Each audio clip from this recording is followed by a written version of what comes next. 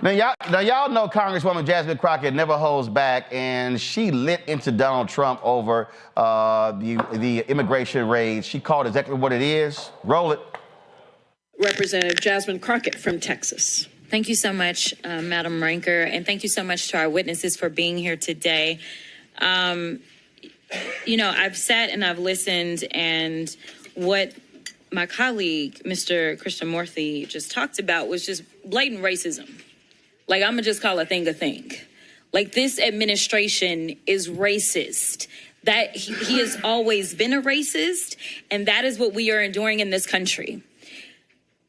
Let me give you some facts behind this racism, and they get mad when I say the things that I say, but I will not stop speaking the truth.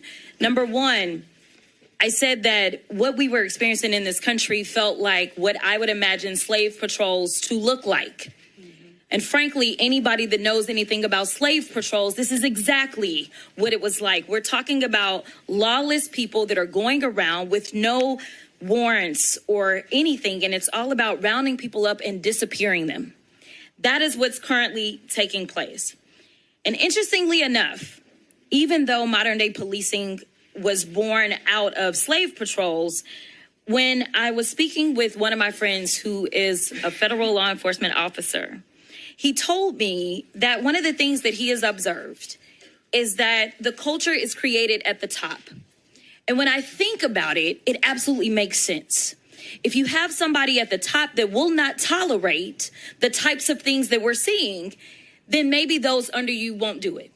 But we know that we have a racist at the top. He has called himself the head law enforcement agent in this country, and therefore everybody has decided that it is okay to take off their hoods and mask up as ICE agents. Now, we've talked about how they have hidden themselves, but again, it reminds me of the Klan. That is why I proposed the Clear ID Act, to make them identify themselves, because it is dangerous for law enforcement as well as individuals, because you don't know, especially with ICE going around and doing the things that thugs do. They're busting out windows, they're breaking into homes, they're breaking people's arms. This doesn't sound like law enforcement. It sounds like thuggery to me. But just like you can have somebody at the top that sets the tone for ugliness going down, you guys are blessed, because in the city of Chicago, you have a mayor. You have a mayor that has decided that he will not back down. He will not bend to this administration, and instead he will stand up for the people. You have a man of valor that is going up against a villain, and I think that we have to make sure, especially while we're in his city, that we recognize his leadership, because it is invaluable.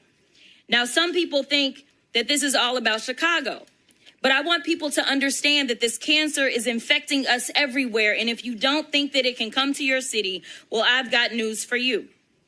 You see, we've been talking about the cruel and unusual punishment that is in violation of the 8th Amendment that is being handed out. And honestly, it's a spit in the face of every American that we have an actual convicted felon that feels aggrieved to the extent that he feels like he's owed hundreds of millions of dollars when people are literally dying under our watch. Recently, I just sent a letter, it looks like on October 22nd, to Kristi Noem. And one of the things that I laid out is that we have seen the most detainee deaths in ICE custody in a single year in decades, with 20 deaths in the last 9 months compared to 24 deaths in the past prior 4 years. Now, this week, we learned that an individual who went to the Dallas ICE field office for a routine visit, meaning that they were doing things the quote unquote right way, they were detained. They knew that this individual had diabetes and required insulin every 2 hours. Despite ICE having been told this, the individual was denied access to their medication for 8 days, resulting in hospitalization. There are some that say that we are making America great.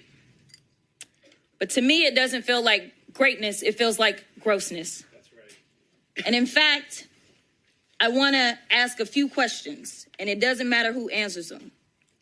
Is it great or gross to go into people's houses and drag them out in the middle of the night? Gross.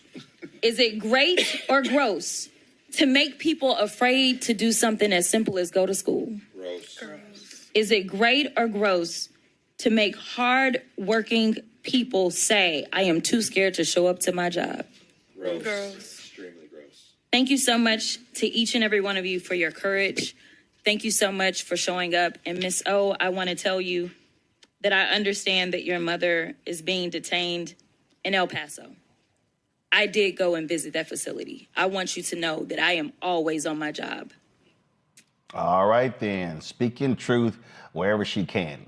Nicole Cole knows the cornerstone of a successful life starts here. Virginia Public Schools gave Nicole an excellent education. They helped her become a small business owner, family financial planner, mother, and community leader. Now, after 4 years on the Spotsylvania School Board, Nicole is running for delegate to meet the needs of all students.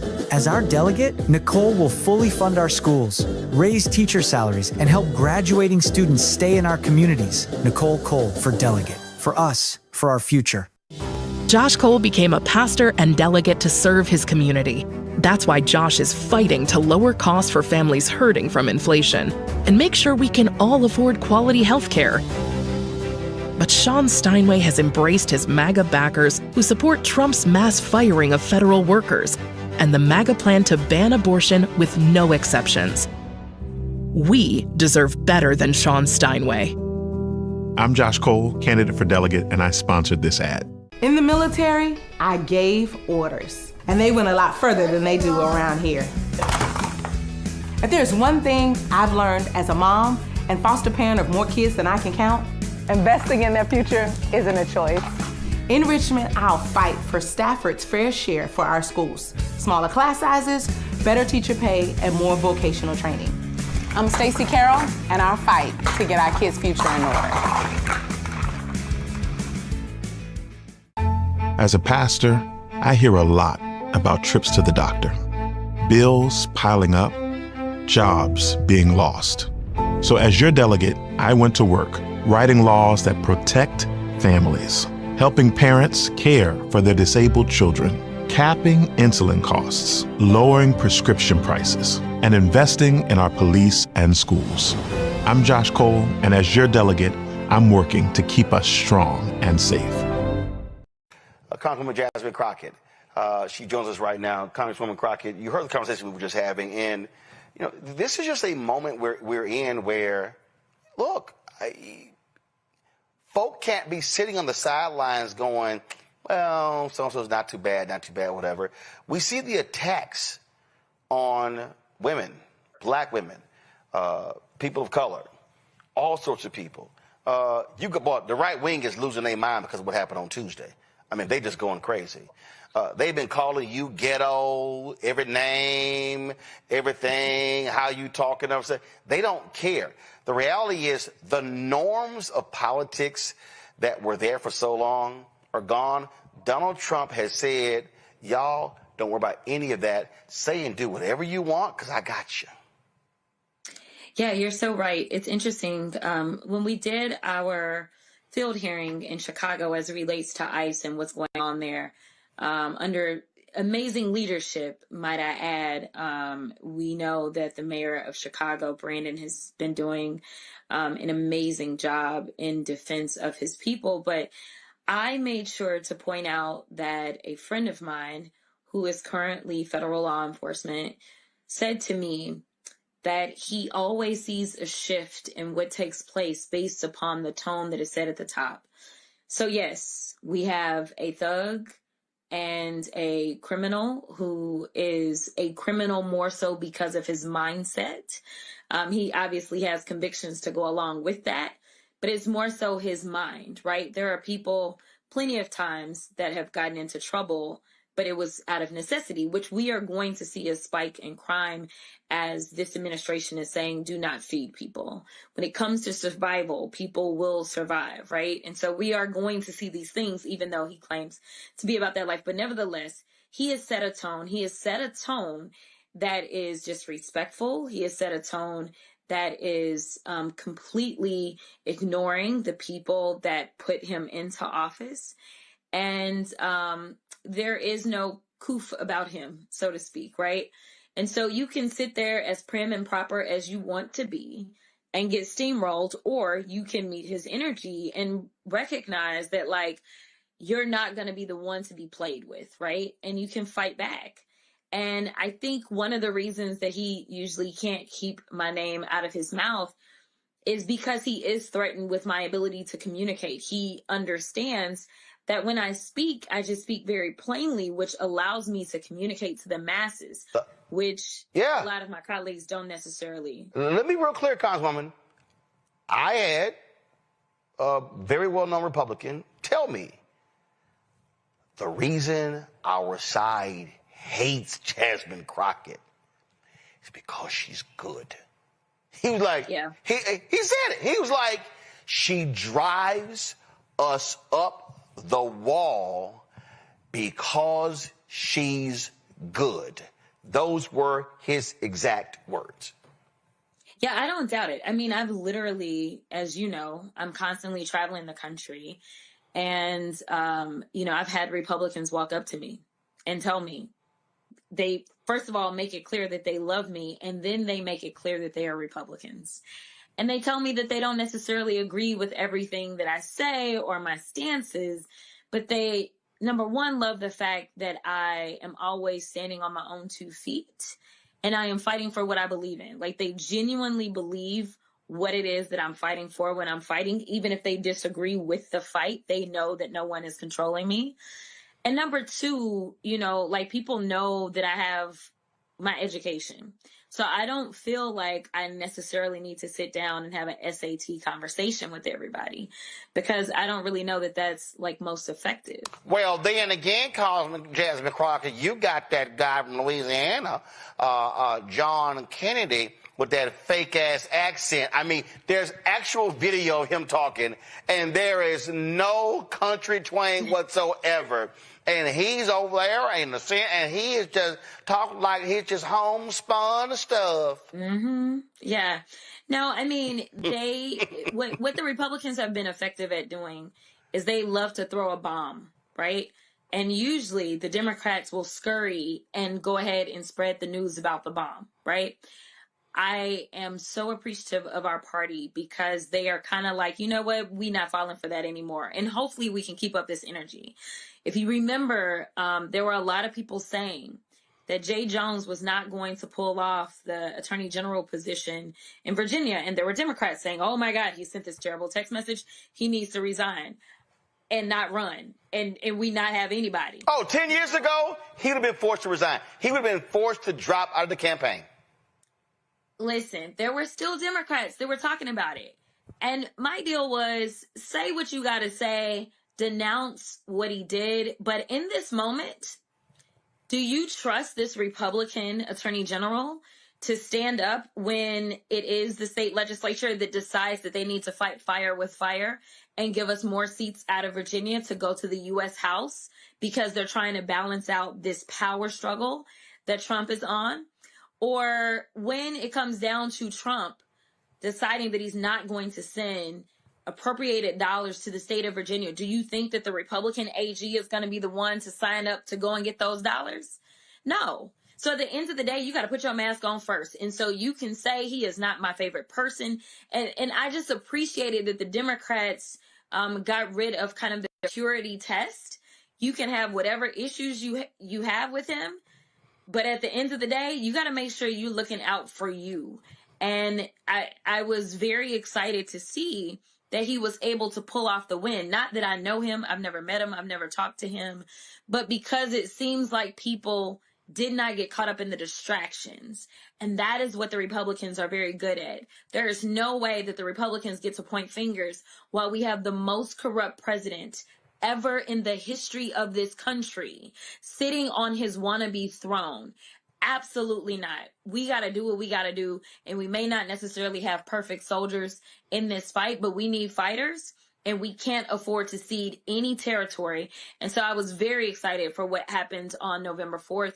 And Trump is the one that basically does not have a poker face. It was clear that he was very upset about what happened. And Mike Johnson just stood up and lied and said, oh, no, it was just in all the blue places. That's all it was. It's what we expected. And it's like, bro, there's a Republican governor that just got, I mean, obviously they only run for one term in Virginia, but like the numbers were crazy. Spamberger like was up by like 14 points or something. And we know that the last time they went for Youngkin. So, I mean, this wasn't just, and obviously no conversation about Mississippi, no conversation about what Georgia did, right? They all should be nervous, and they all should be kind of looking at Trump and saying, bro, it's time for us to get back to work. So come to the table. You're going to have to negotiate some of this. Otherwise, I am telling you right now, that blue wave that we saw is going to be a tsunami come the midterms.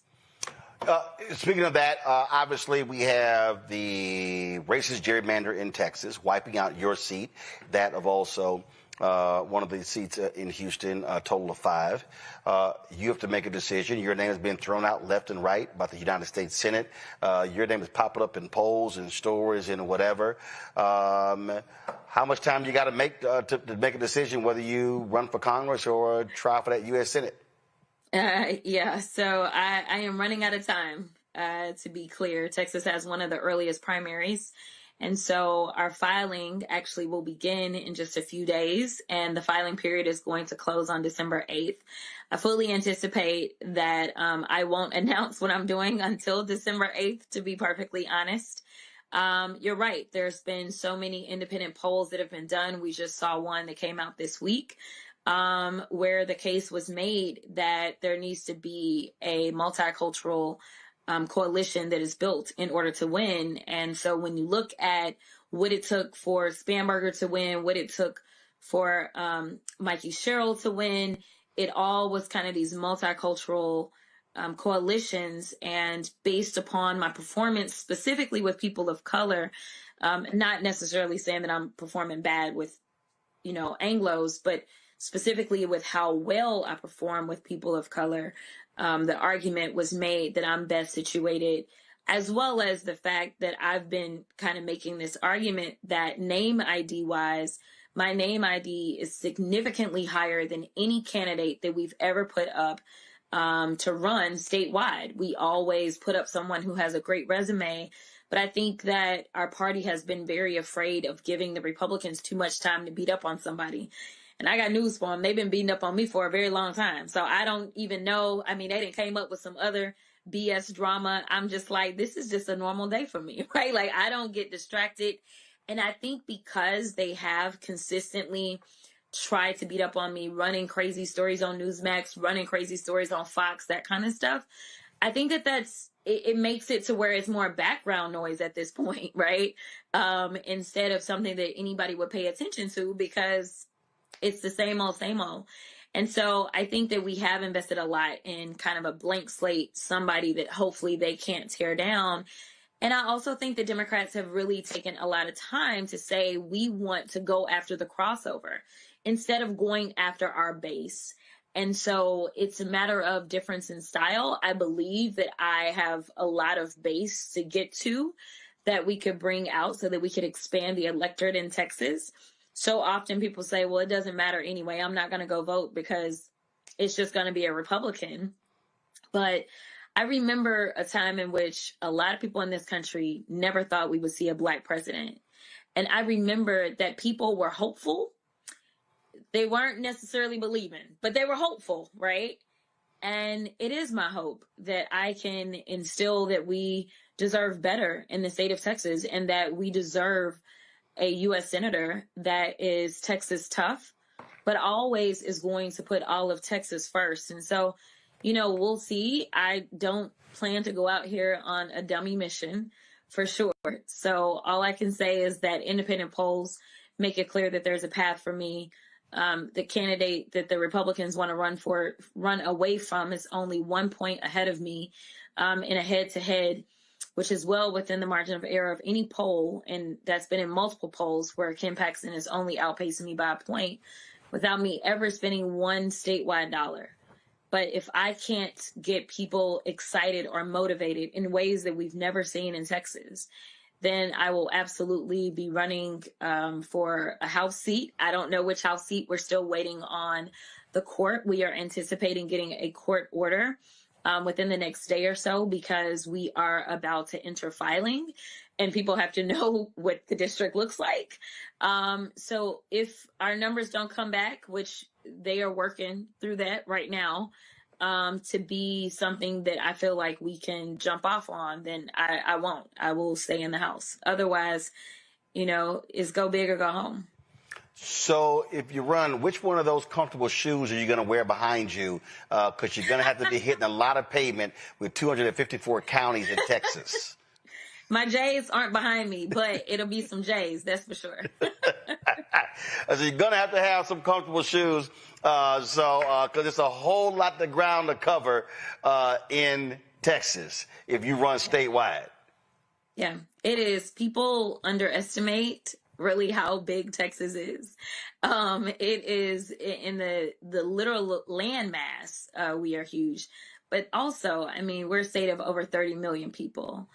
So it's a lot. And we have some of the most expensive media markets in this country. But, one of the things that I did that people didn't really realize, and it's just because I believe in good people getting into office, is when I was in the state house, I was helping out people that were running for office all over the place.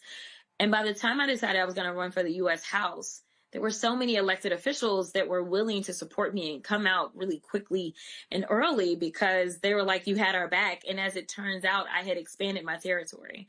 Well, I've done that a little bit more quietly, for sure, consistently. And then there's some races that I'm big and loud about, such as Christian Menifee down in the special election in Houston for the old Sylvester Turner, the old Sheila Jackson Lee, the old Barbara Jordan seat, old Mickey Leland seat, Craig Washington seat. So historic seat. So I've been out front with him, but there are other people that I have helped out, whether it was mayoral races or state house races and things like that. And people just don't forget. And that's been all over the state. So I think that will serve me well if we decide to run statewide, because we have people that already have their own machines kind of together that allow them to be elected. And I would imagine that they would be helpful in making sure that I could tap into their machines as well. Well, if Colin Allred could raise $90 million last year against Senator Ted Cruz, of course, he's in this race as well. I think if you decide to run, $100 million ain't going to be a problem.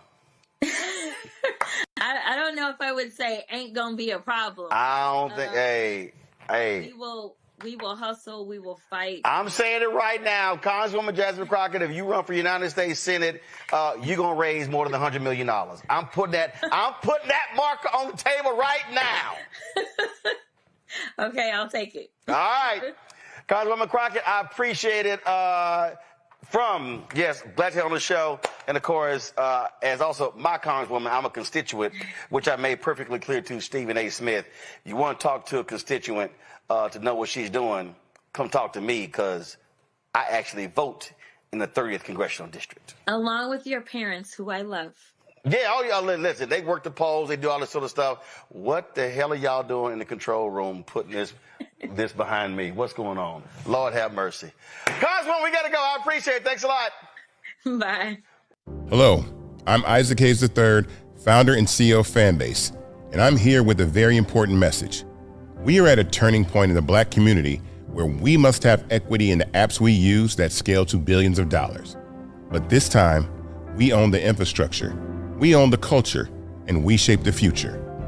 And Fanbase is the future. Fanbase combines the free functionality of Instagram, TikTok, and YouTube into an all-in-one platform built for the evolution of social media and monetization.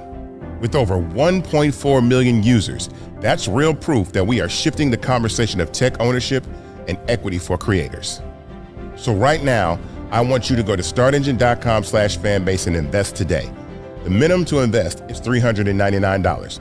That gets you 60 shares of stock in Fanbase at $665 a share. This marks a turning point in Black ownership of social media. If we don't take this opportunity to own social media right now, we will always be customers to our own creations.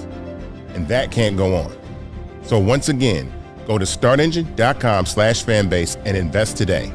We must own the platforms where our voices live, our stories matter, and where our culture drives the world. Thank you.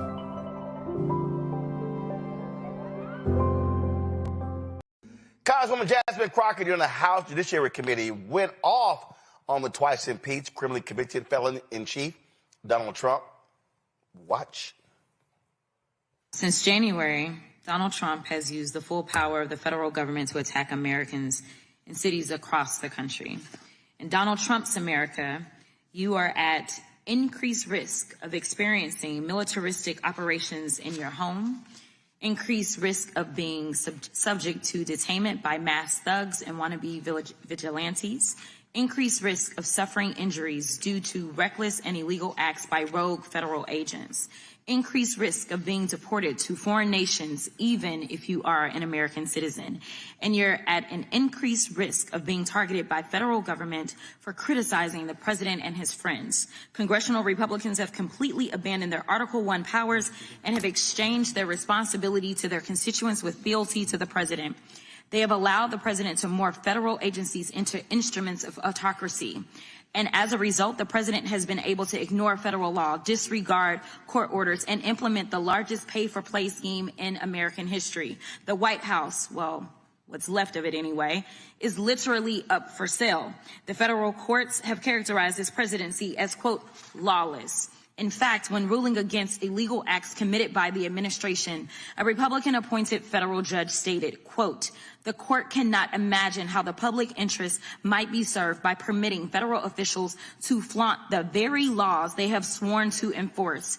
In a separate case where the administration was sued for unlawful acts, the judge, also a Republican appointee, stated, quote, allowing constitutional rights to be dependent upon the grace of the executive branch would be a dereliction of duty by this third and independent branch of government and would be against the public interest.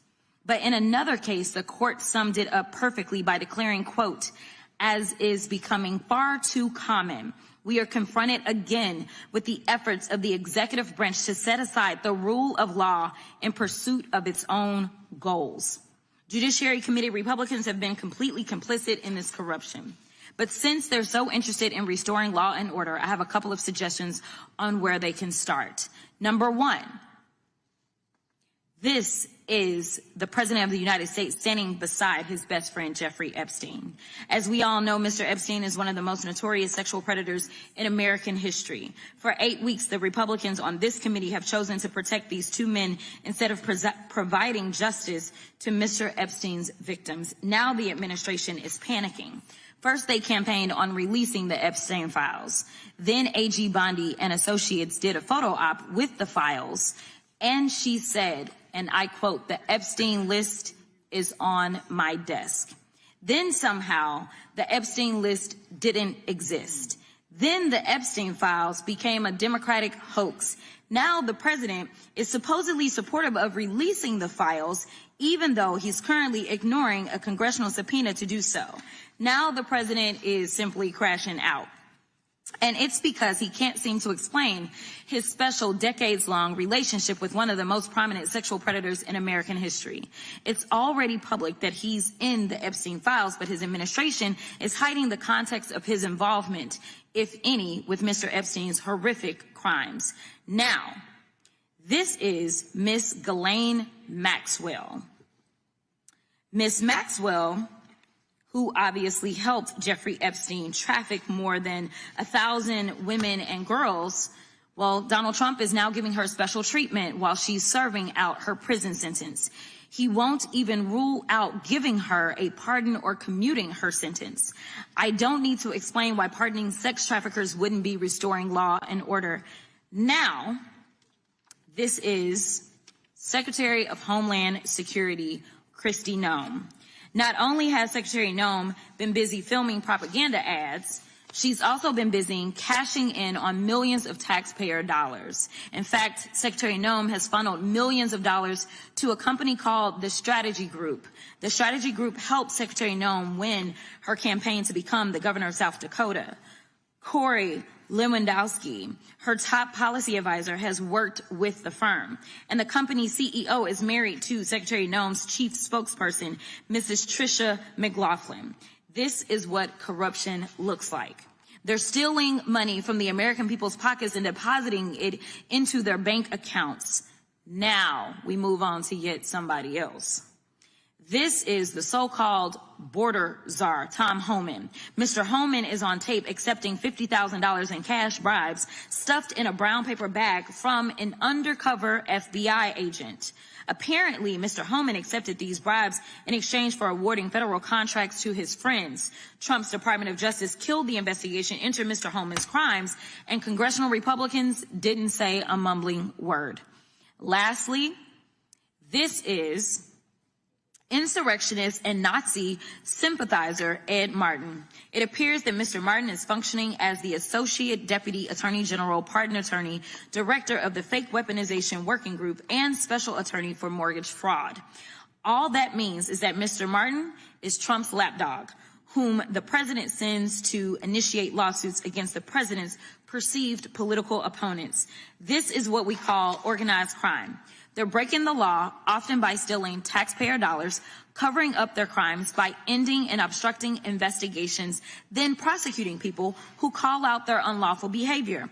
And while the Republicans are encouraging this corruption, they're abandoning actual victims of violent crime and ignoring the Republican-led state's 21st century murder crisis. In September's appropriation markup, congressional Republicans proposed reducing the FBI staff by thousands of positions and underfunding the agency by more than $1 billion.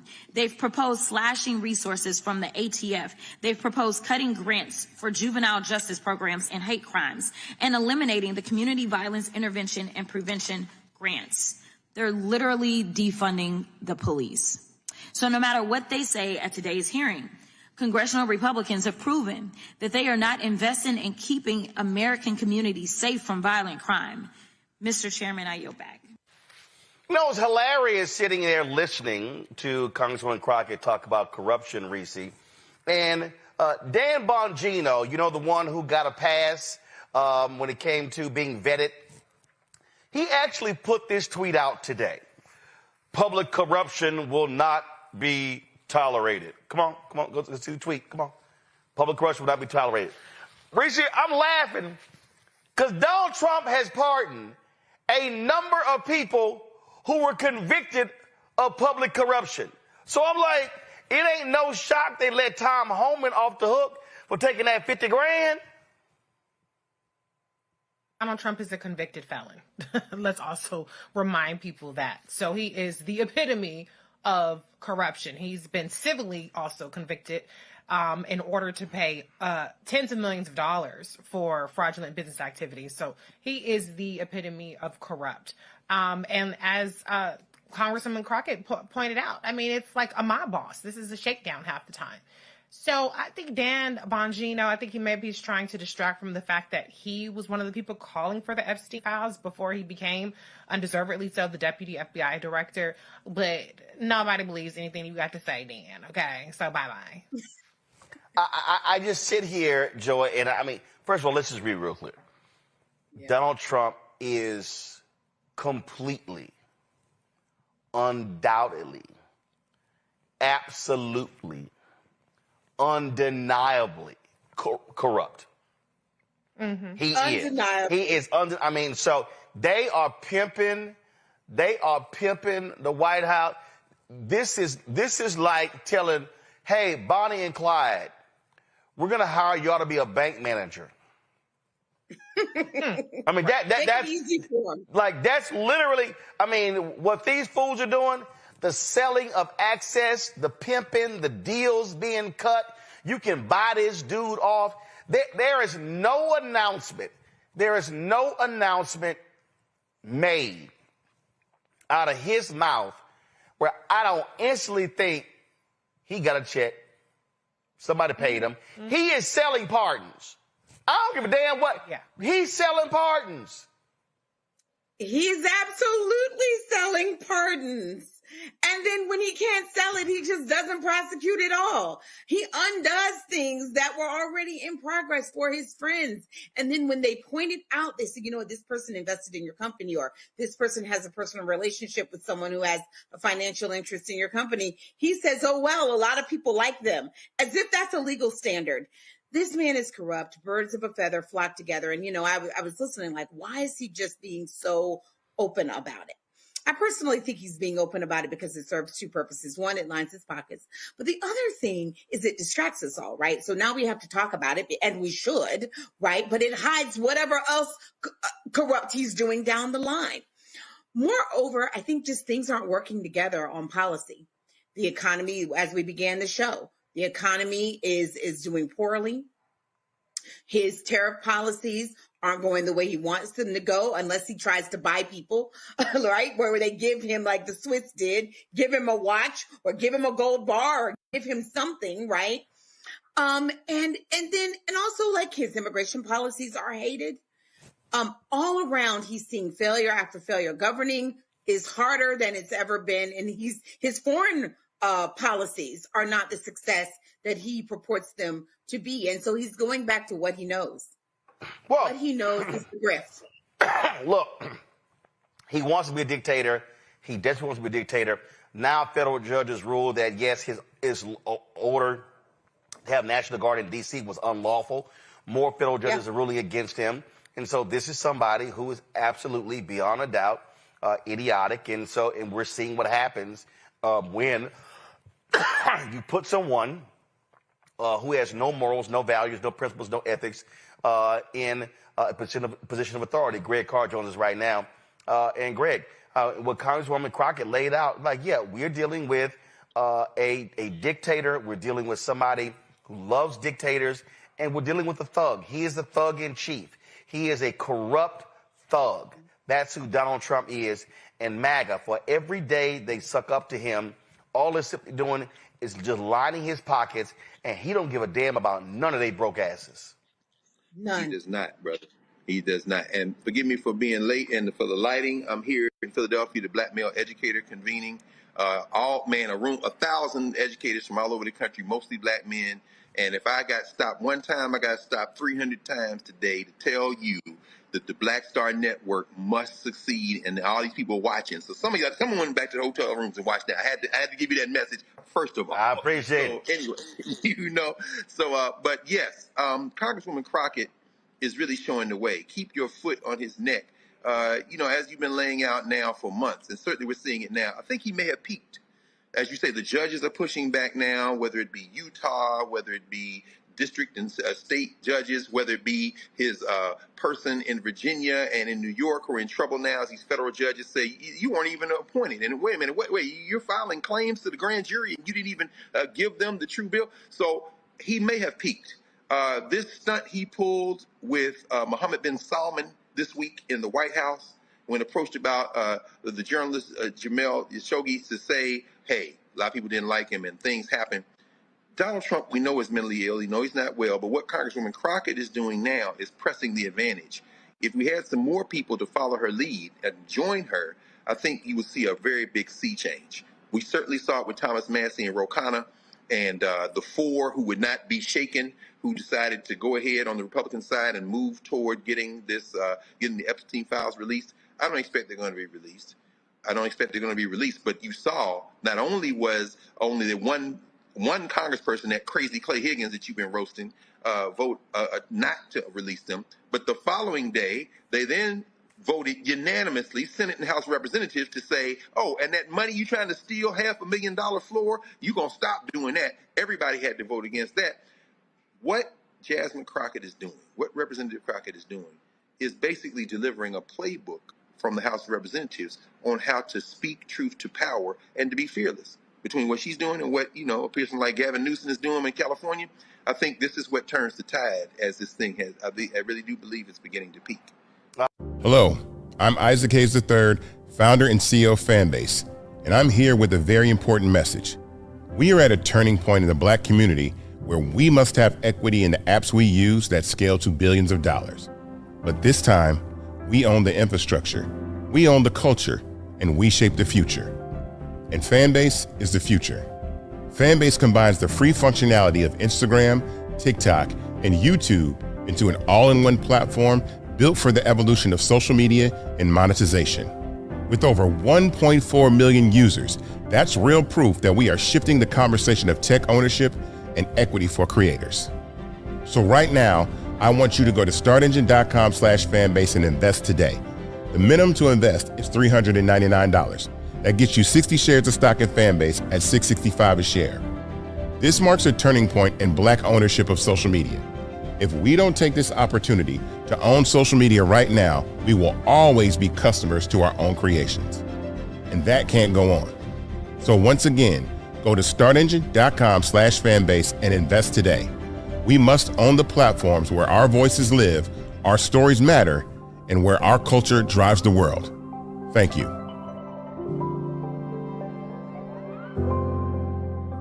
Thank you so much to the ranking member and again to the mayor for calling this. But let me be clear. Donald Trump is running the most openly racist immigration regime in modern American history. I've said it once and I'll say it again. Donald Trump's mass deportation system makes me think of what a modern day slave patrol would look like. Slave patrols were armed groups empowered by the government to control, intimidate, and terrorize people solely based on color. That's what's happening now. Donald Trump is sending mass agents without warrants into communities of color to terrorize the people who live there. And the reason that I want to make sure that I draw out this link, because we heard Maxine say that Black and brown is coming together. I want to be clear about this. This should not just be the immigrant community. This should be all of us united, because we know united we stand, divided we fall. And unfortunately, this last election, we allowed ourselves to be divided. Now, Ms. Velez, it's my understanding that you were detained by federal agents while you were on your way to work. Is that correct? Did any of these agents present you with a warrant? No. An explanation? No. Did they do anything other than illegally detain and arrest you? Yeah. Did they even identify themselves? No, they did not. Okay. Donald Trump has created an environment where these agents believe they are above the law. And one of the things that the ranking member just said was that there's a level of dehumanization. It is in that dehumanization, whether we are talking about the language they use to describe human beings, or whether we talk about the fact that they don't feel as if certain people are entitled to their constitutional rights. That is why Ms. Velez, unfortunately, was denied her constitutional rights, which we know she was supposed to enjoy in, just like those in our immigrant community. But this isn't just that this is the most openly racist immigration regime in modern day history. It is also the most violent and deadly immigration regime in decades. More people have died this year in ISIS custody than in any year since the early 2000s, and the year is not over. Ms. Kozlowski, talk to me about the disturbing reports of unsanitary and inhumane conditions, which are partly responsible for the increase in deaths at the federal detention facilities. The conditions that we see in the federal detention centers, from holding facilities to facilities across the country, are absolutely deplorable. They are deadly, as you have pointed out. But we see conditions where people are denied medical care, where people are harmed while in custody, where people are held incommunicado from their families.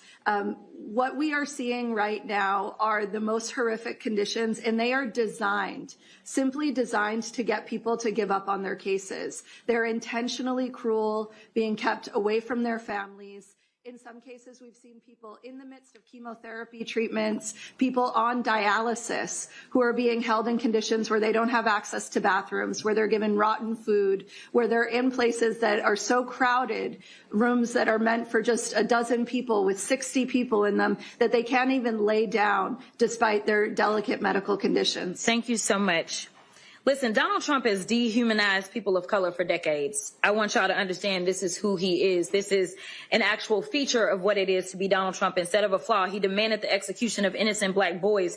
He has been sued many times for racial discrimination. He called African nations shithole countries. He said that, quote, immigrants poison the blood of our country. And he's repeatedly refused to denounce white supremacy. In fact, he's hired many white supremacists to work in this administration. And now they're carrying out this racist and violent mass deportation, and it is destroying our country. LA, we stand with you, and we stand with the rest of this country. Thank you so much. Right now, I want to bring back Dr. Larry J. Walker, the associate professor at the University of Central Florida. What are your thoughts about? Need to acknowledge that Congresswoman Crockett is by far one of the most effective Democrats on the Capitol Hill. Every time she speaks about issues relating to this or other topics, she's always really clear and concise in terms of the message she delivers. So in terms of some of the things clear points she had to make is, look, for people who are watching this and, family and friends, either you believe in democracy or you don't. In a country in which people have been, in this case, fairly, unfairly arrested, there is not only in terms of due process, but there's a level of humanity that has to be expected for those who find themselves in, part of the prison system, whether it's ICE or arrested for minor offenses. And what we've heard over the last several months and what you heard Congresswoman Crockett describe, it is not consistent with a democracy. In fact, I would even argue that, you would find the UN, if they came in and investigated what's some of the conditions in which we've heard described in this conversation and others, is, we would certainly see some UN human rights violations. So as Americans, you have to stand strong and decide if we're going to allow people, regardless of their immigration status, to be treated like human beings, or we're going to turn a blind eye and let these conditions continue to worsen and more people lose their lives. So you feel like these concerns are legitimate? Yeah, I mean, this is inhumane. I mean, we can't constantly allow people to be treated like this. You heard the Congresswoman talk about individuals who are on dialysis or various other health issues that they can't even sleep on a cot and maybe they have to sleep on the floor. We've heard all these conversations over the last couple of months about the food that individuals are receiving.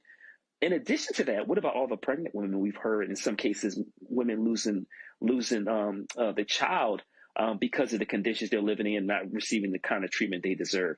So, once again, the question I pose is if you believe in democracy, is this what a democratic nation looks like? Tell us more about how people should be responding. Yeah, I think that obviously, when the last couple of months since the election, we're seeing increasingly more people protest outside these facilities and protest elected officials, local, state, and federal level. And I think that, while there's some people may argue that this is not an effective tactic, it is. And how do we know that? Because history teaches that. When individuals protest from various racial, ethnic, and religious backgrounds, when they see injustice, then eventually the wheels of justice are turned in the right direction. But we need to see larger protests, and also for any corporations that are involved in supporting or platforms, social media platforms, then we should also not support those entities. And once again, apply pressure to local, state, or federal officials to make sure that, once again, that human beings are treated the way they should be treated. Do you really believe that Trump policies are targeting Black? Well, I think it's a coincidence or maybe not a coincidence. When we talk about, I know, Roland's talk on this show about, and we'll talk about today, the hundreds of thousands of Black women who lost jobs. I think we also saw the removal of TPS for Haitians, so hundreds of thousands of Haitians who can't possibly return to a country that's been ravaged by weather and economic conditions and the number of gangs we see there. So I would say the policies and the public comments, like we heard talk about Somalians just in the last 24 hours, tell you where his priorities are in terms of how he views people and also people of African descent. So I would say, actions speak louder than words, and as the saying goes, but we've seen the words and actions, not just over the last couple of days, but over the last several years. What do you think is to come within the next year? Well, I talked about the importance of protests as it relates to, what's happening right now. But I have a stark warning for Americans is that things are not likely to get better if there's not some significant political change. The Republicans control the executive branch, the House and the Senate, and several state legislators. So it's going to be really incumbent on American citizens to stand strong. And once again, if you, like I said, if you see injustice, you've got to, and in this case, you certainly do, is to fight for it, fight against it, and make sure this tidal wave doesn't continue to hit and hurt as many Americans as possible. Hello, I'm Isaac Hayes III, founder and CEO of Fanbase, and I'm here with a very important message. We are at a turning point in the Black community where we must have equity in the apps we use that scale to billions of dollars. But this time, we own the infrastructure, we own the culture, and we shape the future. And Fanbase is the future. Fanbase combines the free functionality of Instagram, TikTok, and YouTube into an all-in-one platform built for the evolution of social media and monetization. With over 1.4 million users, that's real proof that we are shifting the conversation of tech ownership and equity for creators. So right now, I want you to go to startengine.com/fanbase and invest today. The minimum to invest is $399. That gets you 60 shares of stock in Fanbase at $665 a share. This marks a turning point in Black ownership of social media. If we don't take this opportunity to own social media right now, we will always be customers to our own creations. And that can't go on. So once again, go to startengine.com/fanbase and invest today. We must own the platforms where our voices live, our stories matter, and where our culture drives the world. Thank you.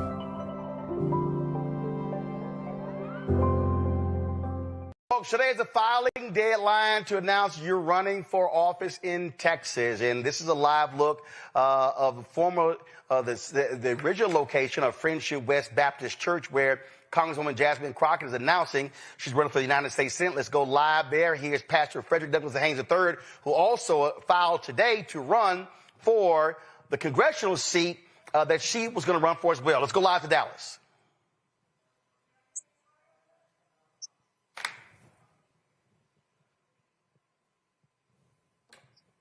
All right, folks. So there's an audio feed. I don't understand what's going on. So let's. What feed are we looking at? Okay. So. Okay, we're seeing this. Yes, it is. I got it on my YouTube channel, folks. I'm listening to it right now. So I don't understand. Go to YouTube. Go to Jasmine Crockett. Go to Jasmine for US. Pull up her YouTube channel. I'm listening to it right now. Okay, I'm telling y'all right now. Okay. I'm listening. Okay, control room. This is literally Freddie Haynes talking right now. So there's audio. So if y'all ain't hearing it, it's an issue in the control room. So there is audio.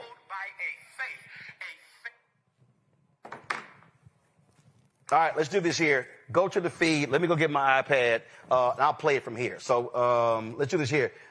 Play a commercial right now. I'll be right back in 60 seconds.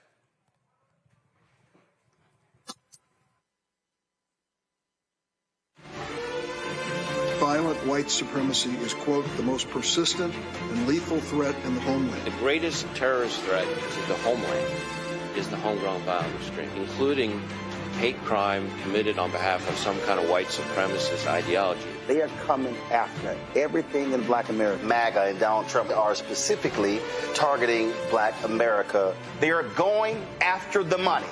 Attack Black Lives Matter. Attack critical race theory. Attack woke, DEI. MAGA wants to defund Black America. This is a perfect example of their desire. Y'all, problem fixed. Let's go live to Dallas. fight for those who cannot fight for themselves, but also fueled by faith as she puts on the whole armor of God. She's a facilitator. I love that about Jasmine Crockett, because especially during the last administration, she was a facilitator of funding that came to our district, that came to our community, because she's a fighter, she's a facilitator, but wait, she's a friend to everyday people. Listen, Jasmine Crockett has made District 30 a national district. Everybody in the nation knows Jasmine Crockett. She's the baddest sister out there. I'm talking about Jasmine Crockett, and yet as amazing as she is, as phenomenal as she is, she's remained a friend to everyday people. She's someone you can talk to and touch. She listens to you. I'm talking about Jasmine Crockett. So since Jasmine is a fighter, since she's a facilitator and a friend to everyday people, I guess I'll close by saying the future is bright with Jasmine Crockett. The future is bright. Our best days are in front of us, as dark as it is right now. With Jasmine, the light is about to break out and shine. And so, y'all, I've got confidence in Crockett. I know there is justice with Jasmine. I hope y'all get what I'm doing right now, because Jasmine Crockett, that master alliterator, is someone that we need for such a time as this. Y'all know I'm a preacher, so I got to at least use that on you, because Esther was called to the kingdom at a dark time. Esther was called to the kingdom when it looked like a people were going to get erased, and yet Esther stood up, and because she stood up, a future was facilitated. And so, y'all, here is our Esther, and I'm simply saying, in the name of Ann Richards, in the name of Barbara Jordan, in the name of Eddie Bernice Johnson, would you receive from me right now the next senator from the state of Texas? I'm talking about Jasmine Crockett.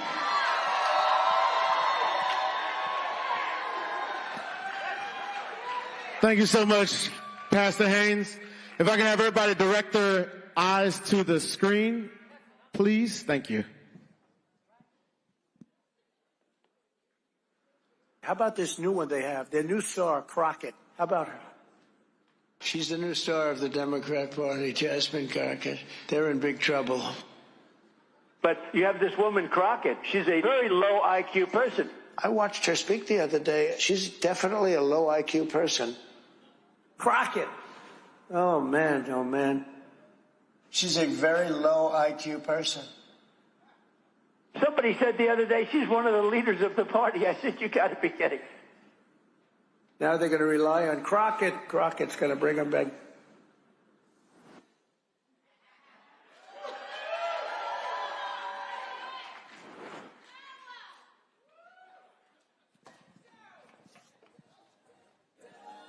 All's my life I has to fight. All's my life I hard to. All right, ladies and gentlemen, the moment that we have all been waiting for. The next U.S. Senator from this great state of Texas. Please welcome to the stage, Miss Jasmine Crockett! We all right. We gon' be all right. Huh? We gon' be all right. We gon' be all right. Y'all look good. Y'all look real good. But are you fired up? Are you ready to go? All right, Texas, let's get down to it. I know y'all are ready to hear some good news, and some of y'all already heard it before you even got here. Yes, it is true. I am running to become your next United States Senator from the state of Texas.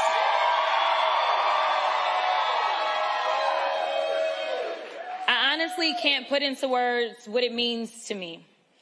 You see, a lot of people think that making decisions like this, you take them lightly. I'm here to tell you that I understand that there's a responsibility. I'm not reading from my script, so they're about to be confused. There's a responsibility that lies with all of us, especially in this moment. There are a lot of people that said, you got to stay in the House. We need our voice. We need you there.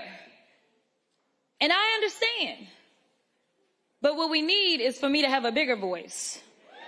What we need is not only a voice, but we need to make sure that we are going to stop all the hell that is raining down on all of our people.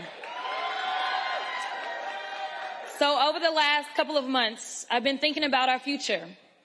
Where do we go from here? And obviously, I've been thinking about Texas. I thought about my classmates from law school. One is standing right up front, Mr. Anthony Farmer. I thought about the big dreams we all had, fighting for justice in the courtroom, starting our own businesses, buying a home, starting families. If you think about it, our dreams were the American dream. Opportunities for those who work hard, home ownership, jobs, entrepreneurship, and security. And that time, we were headed into the Great Recession. I took a job in East Texas for a pretty well-known family-owned law firm. I began doing class action defense work. And honestly, I wondered if I'd made a mistake. I wondered if that was really what I was supposed to be doing. It just so happened that they had just started a new public defender's office in rural East Texas.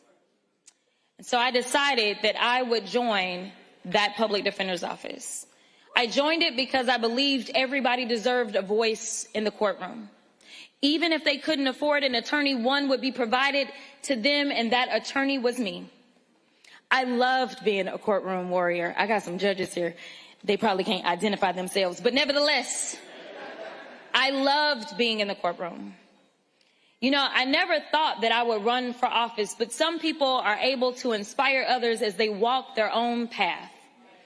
As a 27-year-old public defender walking in her path, there was someone who came along and inspired me. There was this charismatic, funny, intelligent, and exciting young candidate with a funny name who just got into the U.S. Senate and was running for president. Many doubted if this country was ready, while others, well, we got to work and kept hope alive. We didn't focus on the naysayers. We didn't get distracted by any pollsters. We remained laser focused on getting the person who was best for the job into the seat. We didn't let history diminish our hope in what was possible. We ignored that the devil on our shoulder that sometimes tries to tell us your vote doesn't matter. The country's not ready. He can't win. And responded with that timeless American creed. Yes, we can. Yes, I'm talking about President Barack Obama. How many no's do you think he heard before he got a yes? No, you can't win. No, the country's not ready for a black president. No, a black man can't get elected. No, your middle name is Hussein. No, you can't beat the Clinton machine. But every time they told him no, he looked them right in the eyes and he told them yes. He said, yes, we can. Yes, we can deliver on health care. Yes, we can enshrine equal rights. Yes, we can bring jobs back to America, create opportunities for all. And yes, we can save the economy after a Republican president sends it into the gutter. People ran lies, rumors, and tried to poke holes in everything about Obama, from his faith to his heritage. Falsehoods about his daddy, mistruths about his mama. There was even a question about his birth certificate. But he didn't let any of that get in his way. He worked and worked and worked to inspire and instill a sense of hope. And man, do I remember. I remember hoping. Now, I don't know if I really believed. But I knew that we had to try. I knew that we had the power. He turned those no, you can'ts into yes, we cans. Yes, we deserve better. Yes, we will dig deep. Yes, we can. Back then, as the housing bubble burst and the economy crashed, I saw everyone around me struggling. I saw a system that ignored them and legal system that failed them. Then I remembered Obama's words, change will not come if we wait for some other person or some other time. We are the ones we've been waiting for. We are the change that we seek. So many of you don't know, but I was 28 by now. And I decided that I was going to run to become the Bowie County Democratic Party chair. I was elected as the youngest Black Democratic Party chair in the history of Texas. Later, I moved to Dallas, and frustrated by the broken laws on our books, I ran for the Texas House of Representatives to be that agent of change. I took on the establishment, ran against an incumbent, and there were folks in my ear, that devil on my shoulder, that said I could not win. I was being outspent 5-1. And even those that said I had to be less of myself, I tuned that noise out. And even though I was outspent, I was never outworked. When I look across this room, I see folks who knocked on doors for me back then in 2020. I see people who believed in me before any viral moments. I see people who believed that I could and would be different. I see the people that locked arms with me. Some of those elected officials that went out on a limb and endorsed me when nobody else would. You see, I didn't get anywhere on my own. Every step of the way has been with you. The people who have fueled this fire. You've chipped in your hard-earned money. Hey, donors, because I see some of y'all too. You put in the sweat equity under the hot Texas sun, knocking on doors, putting out signs. You've driven your neighbors to the polls, dragged your coworkers to go vote. You're the ones who walk your precincts, register thousands of voters, and you're the ones who flip seats across the state at every level. When Texas turns blue, it won't be because of any one candidate, but because of each and every one of you doing your part. Turning Texas blue is what I want to talk to y'all about today. Now, there are those that say, ain't no way, we done tried it 50 kinds of ways. Let me be clear, y'all ain't never tried it the JC way. We used to telling us what I can't do, but they have no idea what Crockett's crew will do. And so I just want to be clear for all the haters in the back. Listen up real loud. We gonna get this thing done.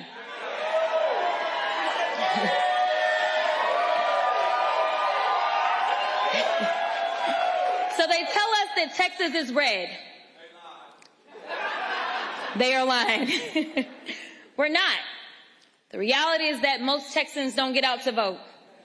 The reality is that the people that I used to work with in the Texas House did everything that they could to make sure that they could suppress voices. If we were so red, they wouldn't be so pressed. Let me be clear. The reason that the governor always got time to call out my name is because he understands that I know how to speak to everybody, not just some folk. There are folks who feel like their vote doesn't matter and that nothing will change or that candidates don't speak to them. And honestly, I can't blame them. But I'm here to address those Texans specifically who feel as their vote doesn't matter. Let me tell you it does. Earlier, I talked about my first race for state representative, and I talked about the fact that I was outspent 5-1. They had the money, but I had the people. When the first batch of votes came out, I was down by 700 votes. I told my team it was over. Carmen, who's right up front, rushes down and says, no, we about to go to elections. I said, y'all, it's over. We've been voting for 3 weeks and we down by 700. We ain't coming back. Around 10 o'clock, somehow somebody said, Rep, you only down, well, I wasn't Rep then. You only down by 50 votes. I said, oh, we getting good. We getting good. I said, now y'all tell me what's still out. Is anything out? Are we done? Because it was getting late. And they said, MLK is still out. I said, oh. I said, if anybody came through for me, it was going to be MLK. And when I tell y'all, when the votes were counted, I had won by 90 votes.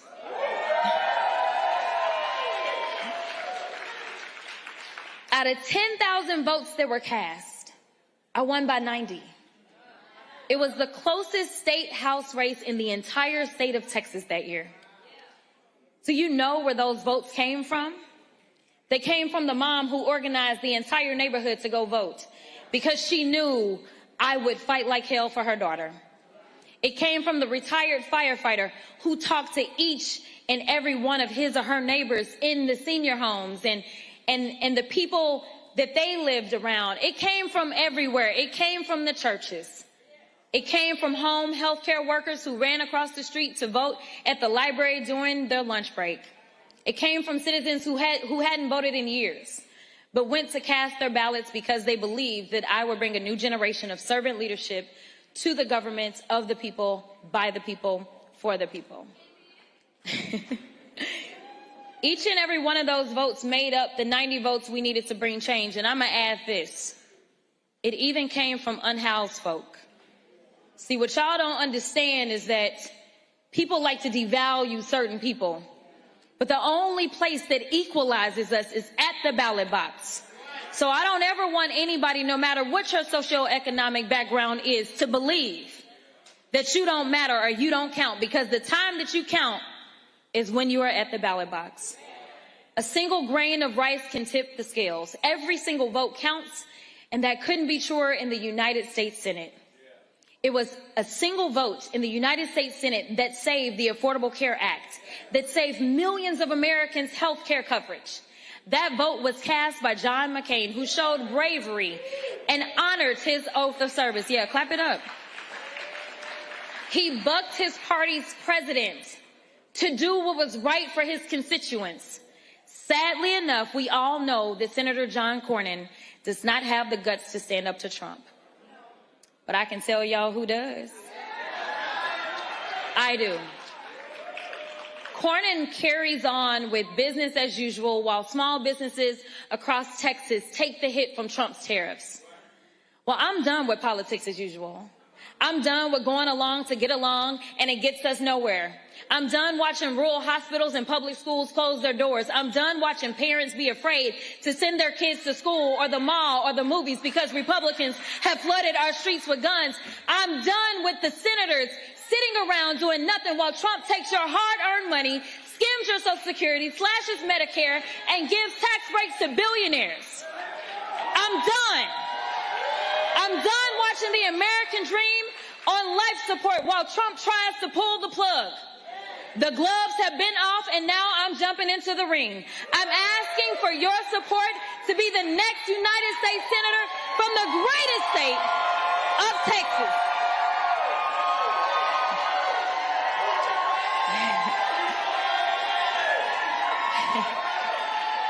I'm running because I don't ever lose focus of the people and what we deserve. We deserve a government that is by the people and of the people, not one that's bought and paid for, not politicians who are self-serving and line their own pockets. Most of you know that I am a civil rights and criminal defense attorney, that I made a living arguing cases before juries and fighting for Texas who were harmed to receive justice. I have won cases and convinced juries in the deepest, reddest parts of this state.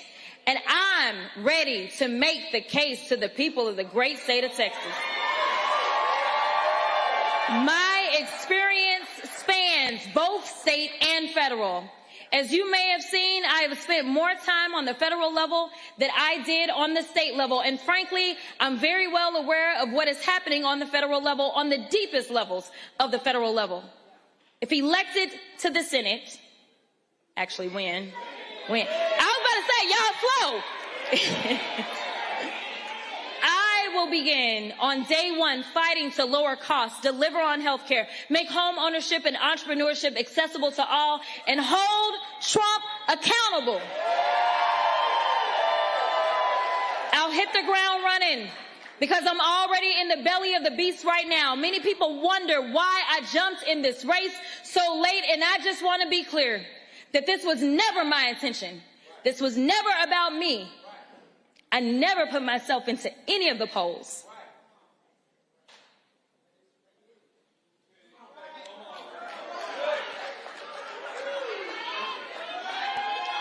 Listen, my question was, which congressional seat would I be running for? And for Texas 30, I love you, Texas 30.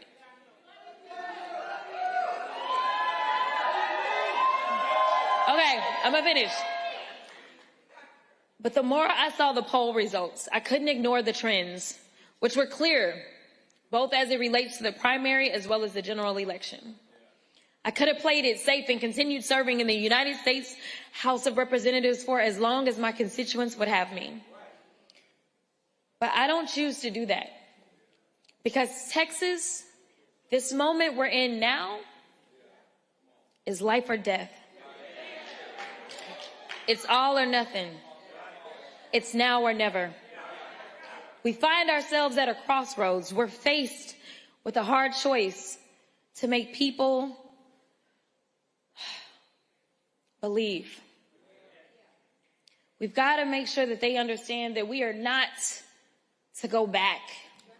We are not to allow our hard-earned progress of our foremothers to be wiped away. We lose Social Security, Medicare. We lose the right to vote, to love, and live freely. That's one path where we go back in time. The other path is learning to live in Trump's America and shrinking ourselves into the shadows. It looks like people who are afraid to worship or love freely because people are simply, right now, afraid to walk down the streets.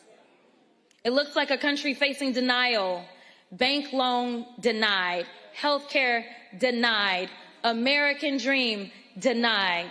But I'm here to tell you there is a third path, a path where we move forward as one people united under a common vision, a path where we reject Trump's false promises and reject his lies and division. I'm asking you to walk down this path with me, shoulder to shoulder, and envision a Texas where every child, no matter their story, can go to the best public schools, can afford to go to college or learn a skilled trade, a Texas where that child has every opportunity to grow and thrive. That means nutrition, healthcare, mental health, and safety. Imagine a Texas where that child grows up and can buy a home with first-time home buyers assistance. Imagine that child wants to start a business and create jobs in their community they live in Texas, where they can actually access some capital to get started. Now contrast that to our reality today, where a child's opportunities are limited by their zip codes. I think about the children in Houston who had their school district taken over by Abbott. I think about the children in Lufkin who went hungry this summer after Republicans cut funding for summer EBT. I think about the young adults and families in Amarillo that would love to buy their own home but can't afford it. I think about the farmer in Loving County who had to find his way to the nearest hospital miles and miles away because Texas has closed more rural hospitals than any other state. And by the way, if you know farmers, it takes quite a lot before they'll even think about going to the doctor. So I know this. This man was in pain, and his pain was ignored and neglected by 3 decades of Republican domination in Texas.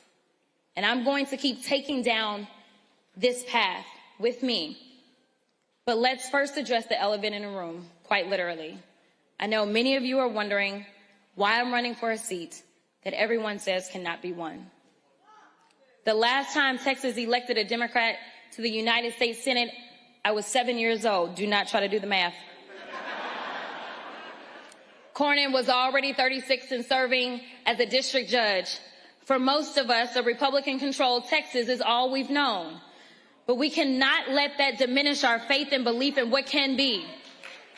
I stand before you because I'm not looking backwards in the past. My eyes are fully ahead and fixed on the bright horizon ahead of us. I'm running for this seat because I'm going to be hung up on the brokenness. I'm not going to be hung up on the brokenness of the past.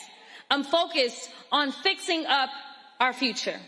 Many people have asked, and all of us wonder, can we win this race in November? I'm here to say, yes, we can. I'm also here to say it's not if we can, but if we will. If we will get out and knock the doors, call the people, and meet them where they are. It's a matter of if we will do the work to have the necessary conversations about the future of our nation. Will we come together as one? This isn't about me or them.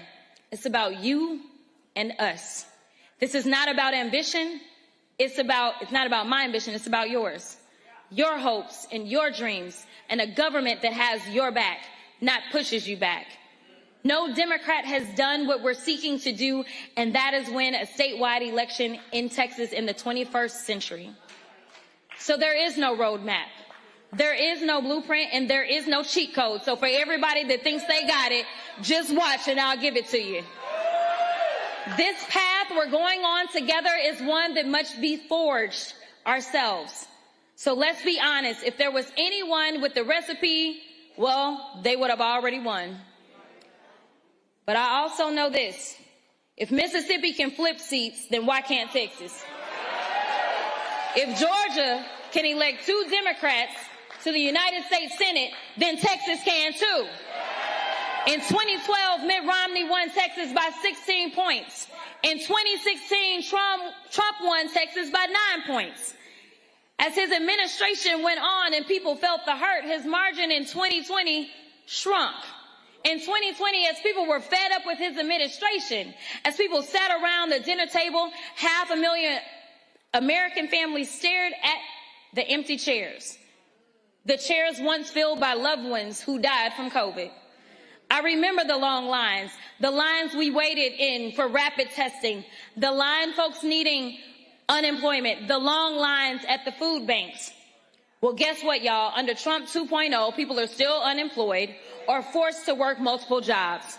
And after all the cuts to SNAP, the rising cost of everything except wages, food banks are stepping up once again to fill the gap. But I remember another place where the lines were so long and in many places wrapped around the building, and that was at the polls. We turned our pain into purpose. We kept the faith and we did the work. We put fear in the hearts as the margins tightened and we were closing the gap. What did they do in response? Did they take a look in the mirror? Try to offer real solutions to the real issues? No. Instead, they decided to come up with ways to keep you from being heard, to make it harder to vote and easier to cheat. Well, I'm here to tell you, don't cheat yourselves. Don't fall for the okie doke. I'm asking you not to worry about the naysayers, the critics, and the haters, because they already hear y'all. It's not about them or what they believe. It's about you and us, what we know is possible when people come together. So I'm asking you to tune out those intrusive voices that say she can't win because she's black, because she's a woman, or because she's a Democrat. If you believe women should be in all spaces, then I ask you to stand with me. If you believe we should be judged by the content of our character, then I'm asking for your support. And if you believe this election should be about the issues, who has the better policies and ideas, and who is best for the job, then I ask for your vote in the Democratic primary election this March and again in November. You see, we know what the Republican tactics will be. A flood of lies and attacks designed to turn blacks against whites, city against country, and you against me. They are experts in the politics of division. It's how they've gotten here. Division is how Trump got elected and then re-elected. This election is about adding voices to our electorate, about multiplying turnout with a robust operation and a unifying message that asks, how is it that Texas is prospering, but the people are struggling? We have the 8th largest economy in the world, yet kids go hungry. Seniors have to skip their prescriptions. Parents are forced to choose between braces for their children or hospice for their parents. We are the #1 state in exports, driving the American economy, yet somehow we are also #1 in uninsured women and children. The state is thriving while the people are facing tribulation. We are better than that, tougher than that, and Texas deserves better, and together we will. This campaign is for those who believe that the government should work harder than the people it serves. This campaign is for every single person that is done with politics as usual, that's fed up with the establishment, that's sick and tired of being sick and tired. Texas has no shortage of talent, no shortage of ideas, grit, or tenacity. Our state powers this nation. Our economy drives the world. Texas is a big boy state made up of brawlers and people with a moral code. Our representation should reflect that, and sadly enough, it doesn't. After evaluating the data, analyzing the trends, researching historic numbers, and combing over the crosstabs, it was clear the numbers were strongest for my candidacy for United States Senate. That's why I decided to enter this race, because otherwise I would have continued doing what I've always done, which is support whichever candidate had the strongest numbers. So I want to be clear. I'm not running just to run. This is about winning.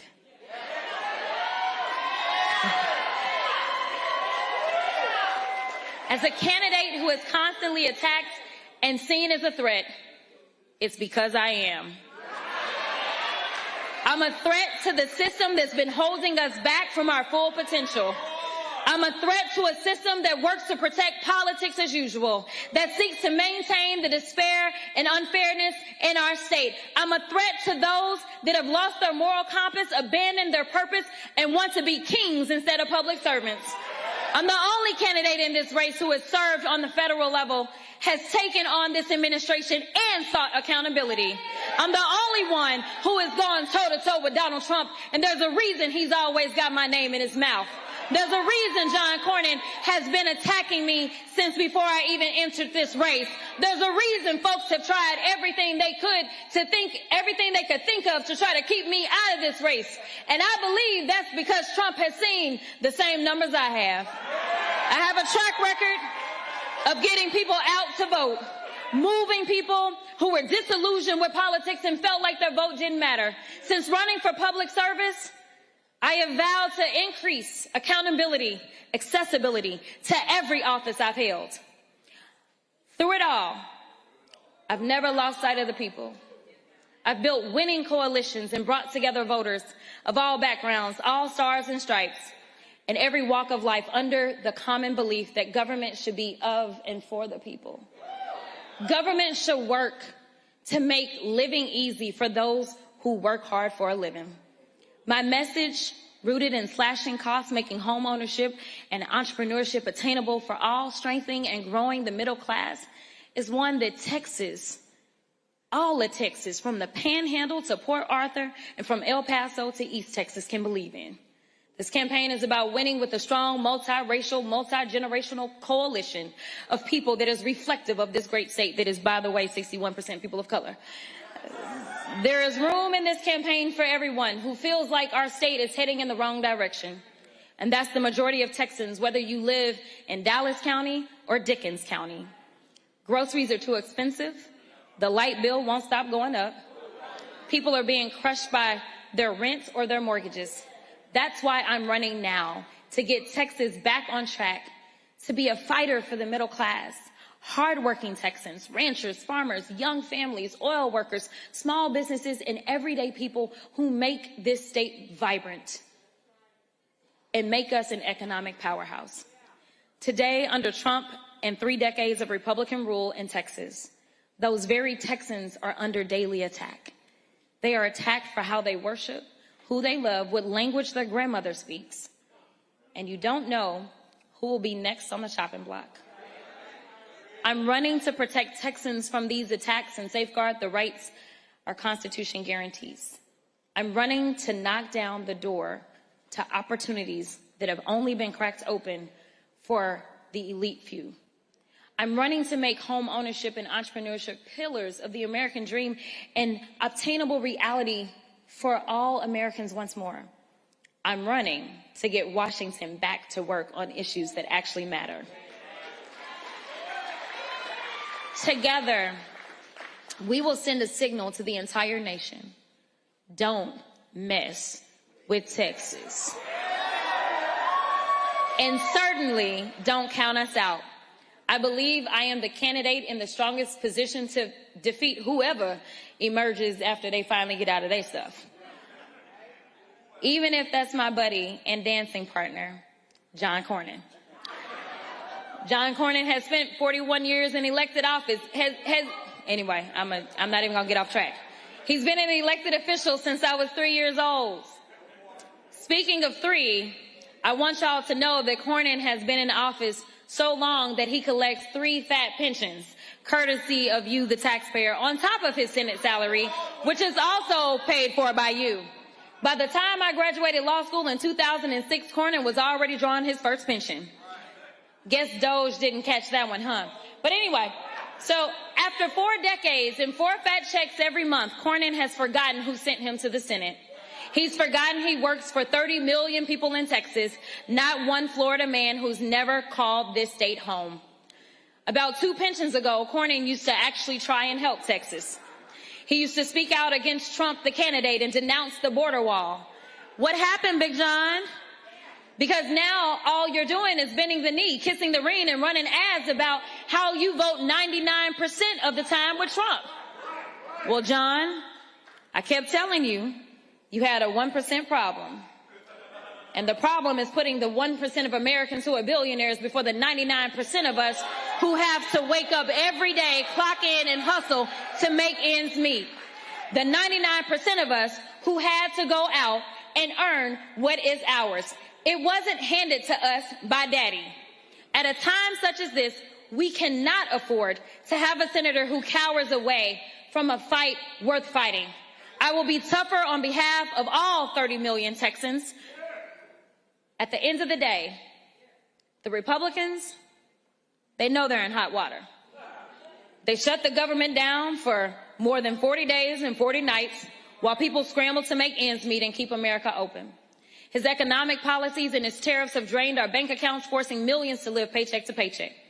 While SNAP funding hung in the balance and families had to figure out how they'd even put bread and water on the table, mothers fed their children bread with butter and a sprinkle of sugar to quiet those growling tummies. And while this was the reality for middle America, Trump and his cronies were busy planning a lavish Thanksgiving feast. Now, Christmas is around the corner, and after a whole year of office with Trump, what has he done? Absolutely nothing to fulfill his #1 campaign promise, which was to bring down costs. Well, prices have tripled since Trump became president, and we're all feeling it. When I first got to Congress, I served on the Agriculture Committee. I worked on the Farm Bill and SNAP. And let me tell you, between delaying the Farm Bill, offering no real solutions on immigration, slashing SNAP, and slapping on tariffs, nobody has been hit harder than our farmers, ranchers, and the millions who grow our food. At a time when farmers are filing record bankruptcies, when grocery stores are going up even more to cover the cost of all of their economic loss activity because of the SNAP cuts, and as more rural hospitals close in Texas than anywhere else, how can our senator go along with this? How can he vote for 99% of this and then ask for yet another term with a straight face? John, you listening? You're the only one in Texas who gets 4 checks to do 1 job. Meanwhile, there are households where both parents work 2 jobs. The oldest child has to get a job as soon as they legally can, and still the family is barely keeping their head above water. That is the reality for far too many people. But John Cornyn and his MAGA buddies, or shall I say frenemies, since we never know how he really feels about MAGA. They're so far out of touch with reality. They live in their own worlds. The cost of everything has gone up except for wages. People are working more and they're working harder. But that check is looking just the same, and that dollar doesn't stretch as far. They'll tell you that my agenda is out of left field, when in reality, it's just right for Texas. My agenda is affordability, it's healthcare, it's energy independence, it's American manufacturing, it's protecting our natural resources, it's providing the best education to every child and not saddling them with lifelong debt in the process. When prices are lower, that dollar goes further. Consumers have more confidence in spending power, businesses thrive, and our economy is healthy. The more people that are insured, the less healthcare will cost for all of us. If we spend on preventative care, we can save way more instead of waiting until somebody is sick. When we invest in clean energy, your utility bill goes down. When we build more housing, the rents and mortgages come down. When we have more affordable childcare, Head Start, and universal pre-care, then families will have that huge burden lifted from them. Childcare has become a second rent. Y'all say amen if you got children, because y'all know I ain't got none. I heard they expensive. My whole platform is rooted in my belief that life should be more affordable for those who make America run. It's centered around opportunity and a fair shake to work hard, get ahead, and have a chance to earn your dream no matter your story. To live in a country where you know your rights will be protected at every level, to feel safe walking down the street. That's what I have always fought to do, and I won't let up now. The stakes and the prices are way too high. That is what Democrats are truly about. This is what Democrats is truly about, and it's our opportunity now to remind the nation of what it looks like when we put our values into action. While Democrats were working overtime to protect health care and lower costs of insurance, prescriptions, and the care you need to be alive, Trump was too busy golfing, y'all. I don't even want to tell y'all how much money y'all spent on that. He was looking over carpet patterns and paint swatches. Y'all know, for his little room.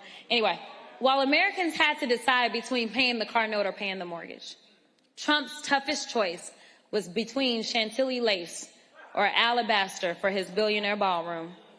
The American people have been watching, and even those who weren't watching, they felt the effects and know the pain.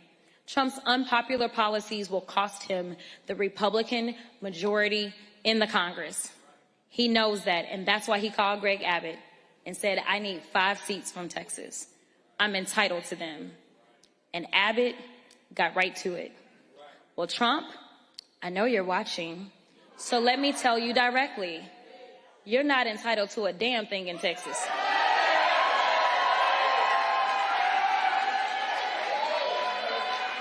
You better get to work, because I'm coming for you. He knew he would lose. So Trump did what he always does, resort to lying, cheating, and stealing. He has rigged our elections once again by changing the lines in the middle of an election cycle. And the cherry on the top, Trump drew me out of my home district. I know he's tired of me holding him accountable, dismantling his lies, and I know he's tired of me breaking through to millions of Americans, tired of me getting people out to vote, tired of me living in his head rent-free. Well, Mr. President, you couldn't beat me at the ballot box. And so, as y'all know, a judge that you appointed, Mr. President, he said your maps were unconstitutional, but you ran it up to your loyal activist cronies at the Supreme Court and snatched representation away from almost 500,000 people I represented right here in CD30. Well, I'm here to tell you, Donald Trump, you won't get rid of me that easily. I'm not going away. I'm not giving up. I still believe in this country. I still believe that we are in the land of opportunity. I still believe in the bright beacon of hope amidst a sea of despair. I still believe Texas will lead the way and prove to this nation and the world what I know to be true. So I'm asking you, will you join me in this campaign? Will you join me in the work and turn this moment into a movement? I'm asking you to wake up every day between now and November, yes, every day, and ask yourself daily, what am I going to do today to elect the leadership I wish to see? Who I'm going to call today about why I need to vote. What will my contribution to turning Texas blue be? It's also why I've sought to bring about unity within our party as well. I did my best to make sure that we had a strong ticket with candidates running up and down the ballot. We're not leaving any races out. Everything is on the line. I need you to know that this is bigger than any one person and any one candidate. For us to win this race, we have to win together. We have to run as a team. Like I said before, and we'll keep echoing, this isn't about me. This isn't about them. It's about you. We're going to go and win this election for the people. As I close, I want to send a message to Donald Trump and the whole nation. Don't take Texas for granted and don't count us out. It's our time. We are one. God bless Texas and let freedom ring.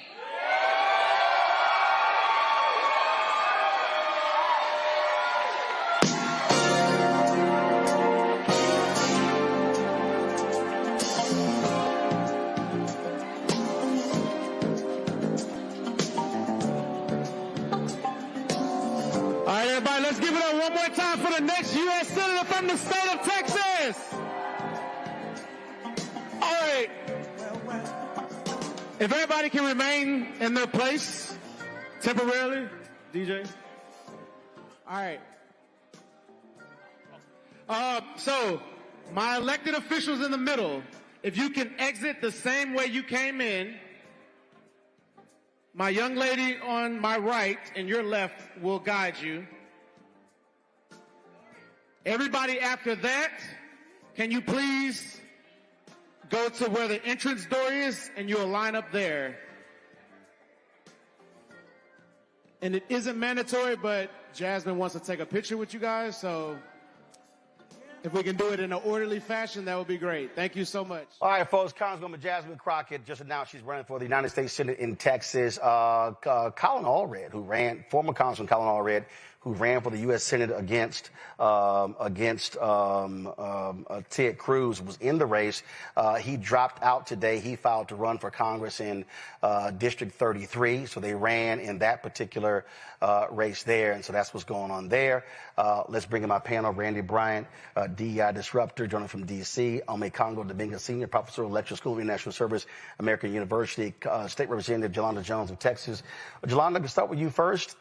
Congresswoman Crockett, this is big news, obviously. A lot of people are like, oh, my gosh, she's guaranteed to lose. But she talked about it. Texas is 61% minority, but 61% of the folks who vote in Texas are white.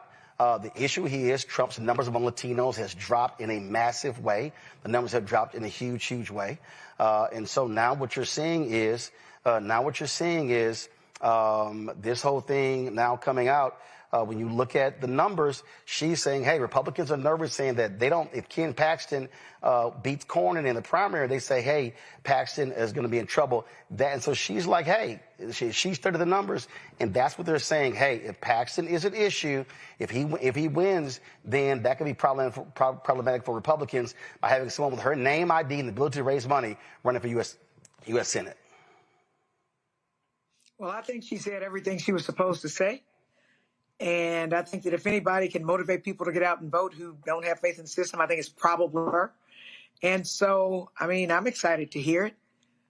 So I didn't know what she was going to say, but I think she hit all the nails on the head that she needed to hit. And as a person who lives in Texas, I'm sick of the people that we have as our senators. They never do anything for us. So I think that her running for Senate has caused a bunch of confusion in other places, but I think that'll all work itself out one way or the other. I mean, I've already heard all kind of conspiracy theories about what's going on in Dallas. And I also think it's interesting that Pastor Frederick Haynes, who I'm really good friends with, announced a run for Jasmine's seat. So I'm excited to see. Hopefully it'll help people down ballot everywhere in Texas. So I think if anybody can motivate black people to come out to vote, it's probably her. So I'm excited. I mean, Texas needs to go in a different direction. And I think that what Trump intended for bad, I think God maybe end up having it go for good, because I, again, think it's going to help everywhere, including all those racistly gerrymandered seats. Absolutely. And, listen, a lot of people out here on Congo saying, well, she can't win. But the bottom line is, I remember they said, she referred to it, look in Georgia. You can't look at what's happening in Georgia, and you can't win there. Somebody has to run. And you have to, listen, Texas has 254 counties. Democrats only have offices in 81.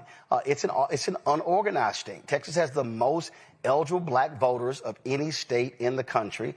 Significant Latino votes, many of them who are eligible but not registered to vote. And so Crockett's whole deal is, if she can appeal to younger voters, reach black voters in East Texas, get anywhere from 30% of the white vote, have a big black and Latino turnout, she says she thinks she has a shot.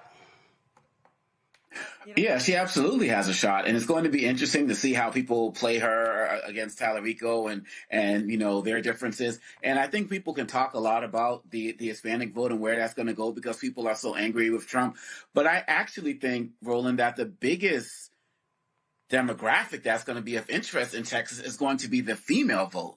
Because we don't talk about it on a national level in terms of a lot of the mainstream media networks, but some of these stories that are going on of what's happening with women and the abortion ban, so many of these stories we read in like ProPublica and all of these places, they're happening in Texas. And the stories that in terms of women just basically being shackled on some levels, also the challenges with it being illegal just to give consultation about abortions and all of those types of things, I think that's also going to rile up a lot of women. And that's not something that's new for Jasmine Crockett. She talked often about being on the campaign trail for Biden and Kamala and talking to women and hearing their stories. This is something that she's really passionate about. It is always something that she's been strong about, and I feel like that's going to be a strong case as well. And she's the only woman who was in this Senate race in Texas. And so I believe that Texas had the lowest voter turnout second lowest voter turnout of the presidential election. I think with people like her and Tallarico being in the race, that's going to change exponentially. But quite honestly, Roland, I was hearing her talk so much and I was just thinking like, Crockett 28, and I'm like, okay, right, it's not the presidential. But my point is that she sounds so presidential and she sounds so ready. And that comes from somebody who's been battle tested from all of the experiences that she had. And I think that she would be a great representative for Texas. I hope they see the same way. Randy. She can win. Revolutionary things happen in times like this, times of great strife. And I believe that she does have an incredible chance of winning. She will get people to the polls. People want someone who will fight for them.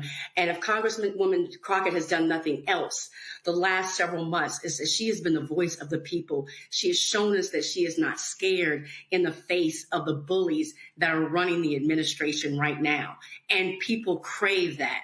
She provides hope to us, and we need that. So I believe her chances are actually better than some may think. And I think even Trump has worked to her favor. If he weren't scared, he would not mention her as much as he does. He recognizes her power. And so we need to recognize our power and not at all back up because of what the naysayers may say. I am behind her 100%, and I look forward to celebrating her victory.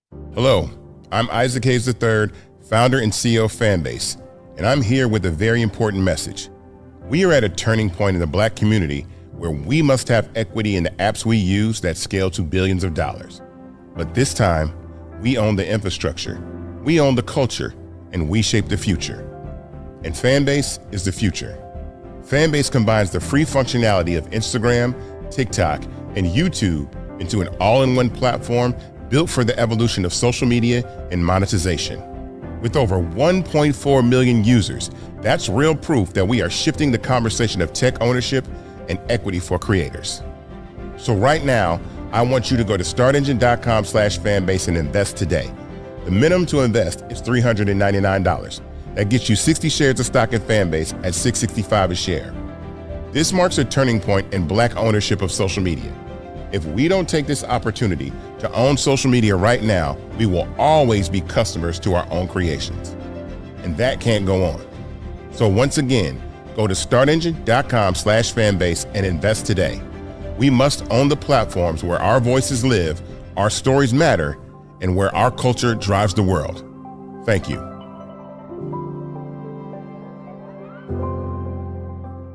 All All right, y'all, a week ago, Congresswoman Jasmine Crockett announced she's running for the United States Senate, and all of a sudden, man, the haters and the bots all of a sudden came out, and they're talking about Israel and Gaza and all these issues, and now you got a bunch of people saying, oh, my God, there's no way the black woman can win. Oh, my God, she is just too divisive. Oh, my God, we don't like how she talks, and you read the comments that we're going to lose. We're guaranteed to lose. I'm sorry.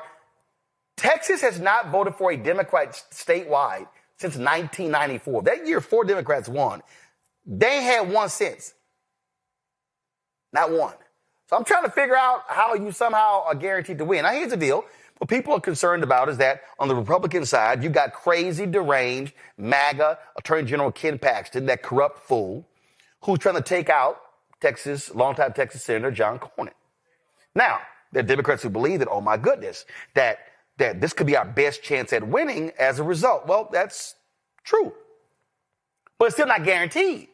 So I'm trying to figure out what the hell all the people are talking about. So there was a piece I saw in the Daily Beast that made a hell of a lot of sense, titled, Democrats Must Stop Bickering, Jasmine Crockett Deserves Her Shot. The author of the piece is Kavan Schroff, Democratic strategist, and an attorney. Kavan, glad to have you on the show. This is what was just dumb to me. Here's what I don't understand. State Representative James Tallarico announced that he was going to run for the United States Senate.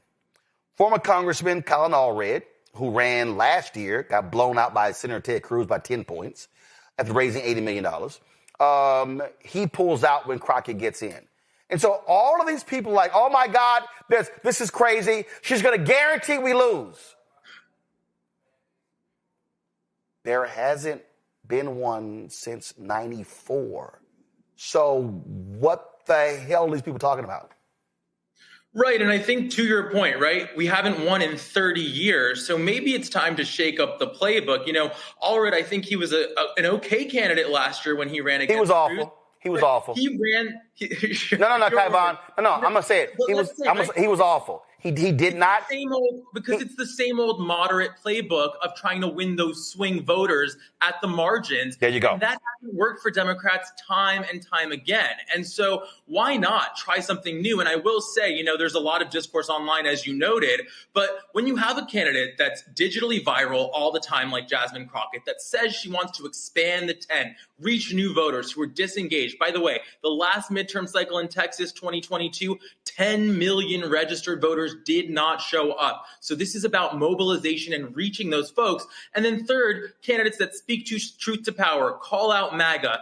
When it's a Graham Plattner, when it's a Zoran Mamdani, when it's an Afton Ben, when it's a white person or a man, they get anointed the future of the party. When it's Jasmine Crockett, suddenly everybody's pearl clutching and she doesn't even deserve to get in the primary. By the way, when have you ever heard this said about a white man? She shouldn't get in the primary because she's going to win the primary. That's the problem people have with her.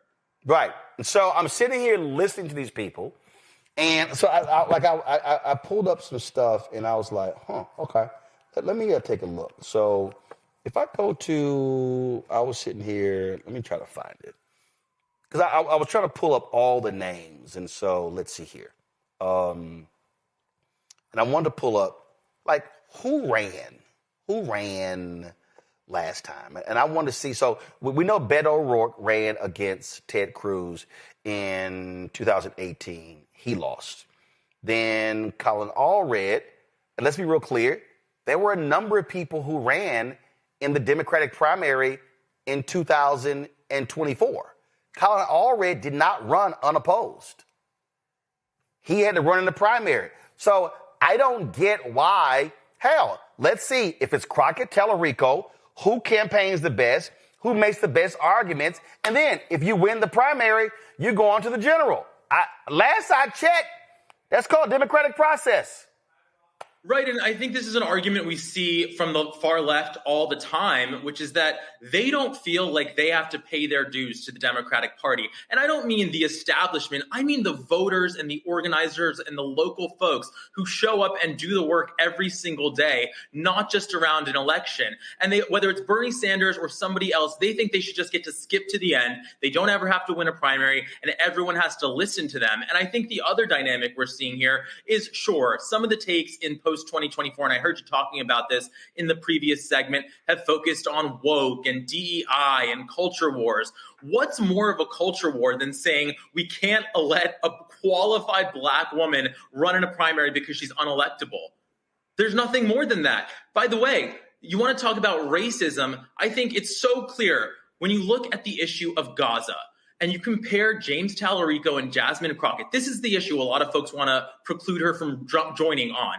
They pretty much have the same position. The only difference is James was pretty much irrelevant. He wasn't in Congress. He's not in the Senate. Nobody cared what he thought about the issue. But when he's spoken about it, he's been aligned with Jasmine Crockett. So to say that's your deciding issue against the Black woman, of course that reads as racist. Actually, so I just pulled this up. This is right here. Colin Allred, this is just last year, Kavon. Colin Allred defeated 8 other candidates in the Democratic primary. There were 9 people that ran. Oh, including State Senator Roland Gutierrez. He's Latino. Carl Sherman, who's African American. You had some white candidates too. It was 9 people running. So we're losing it because some people, they think, like this one guy posted, James Tallarico is a dream candidate. And I said, can you define for me how he's a dream candidate? I'm still waiting. And again, this is not shading Tallarico. I've been to, first of all, I'm from Texas A&M graduate, okay? And I went down to the state capitol. Tallarico was one of the biggest voices against Greg Abbott's stupid scam voucher bill. I sat with Tallarico in his office and made a video with him. Okay, I'm not opposed to the guy. What I'm opposed to are these ignorant Democratic progressives, and most of the ones I see talking ain't even from Texas. They got no vote whatsoever, opining on a Texas primary when they don't know shit about Texas. And also, it is interesting, right? I agree with you. I think James Tallarico brings some different ideas and a different approach to the table, much like Jasmine Crockett. And so the idea is we have 2 candidates trying a new approach, trying to reach new voters with a different message. Let them both get out there and communicate instead of forcing somebody out of the race before they've even had the chance to compete. And I will say the other thing that seems so messed up about this conversation, for lack of a better word, is that the idea that Jasmine Crockett is so dumb that she got tricked or duped into joining this race. And I think, first of all, this is somebody who's gotten themselves elected to Congress. She's an attorney. She's proven at every hearing that she is absolutely aware of her own facts. She knows how to do the research. There's no chance that's the reality of the situation. Mind you, at the same time, the same critics of her were running around with an NRC SC poll talking about Graham Plattner and justifying his run with that data. So there's just so much hypocrisy in this conversation. And it's interesting to see James Tallarico obviously felt that this is going to be a drag on him, the toxic online mob that's supporting him, that he had to put out a video after Crockett announced, basically saying, we're going to treat her with respect. We're going to talk about our ideas. And I think that's good leadership from him. Of course, are they going to listen? We'll see.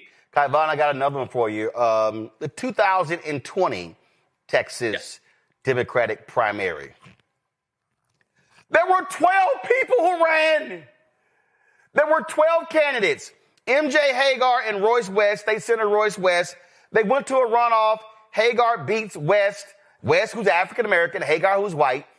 In the primary, she goes on, gets beat by 1.07 million votes. And again, that's the other thing. Okay, so 2020, in this race here, Hagar wins the Democratic primary, loses by 1.07 million votes to John Cornyn.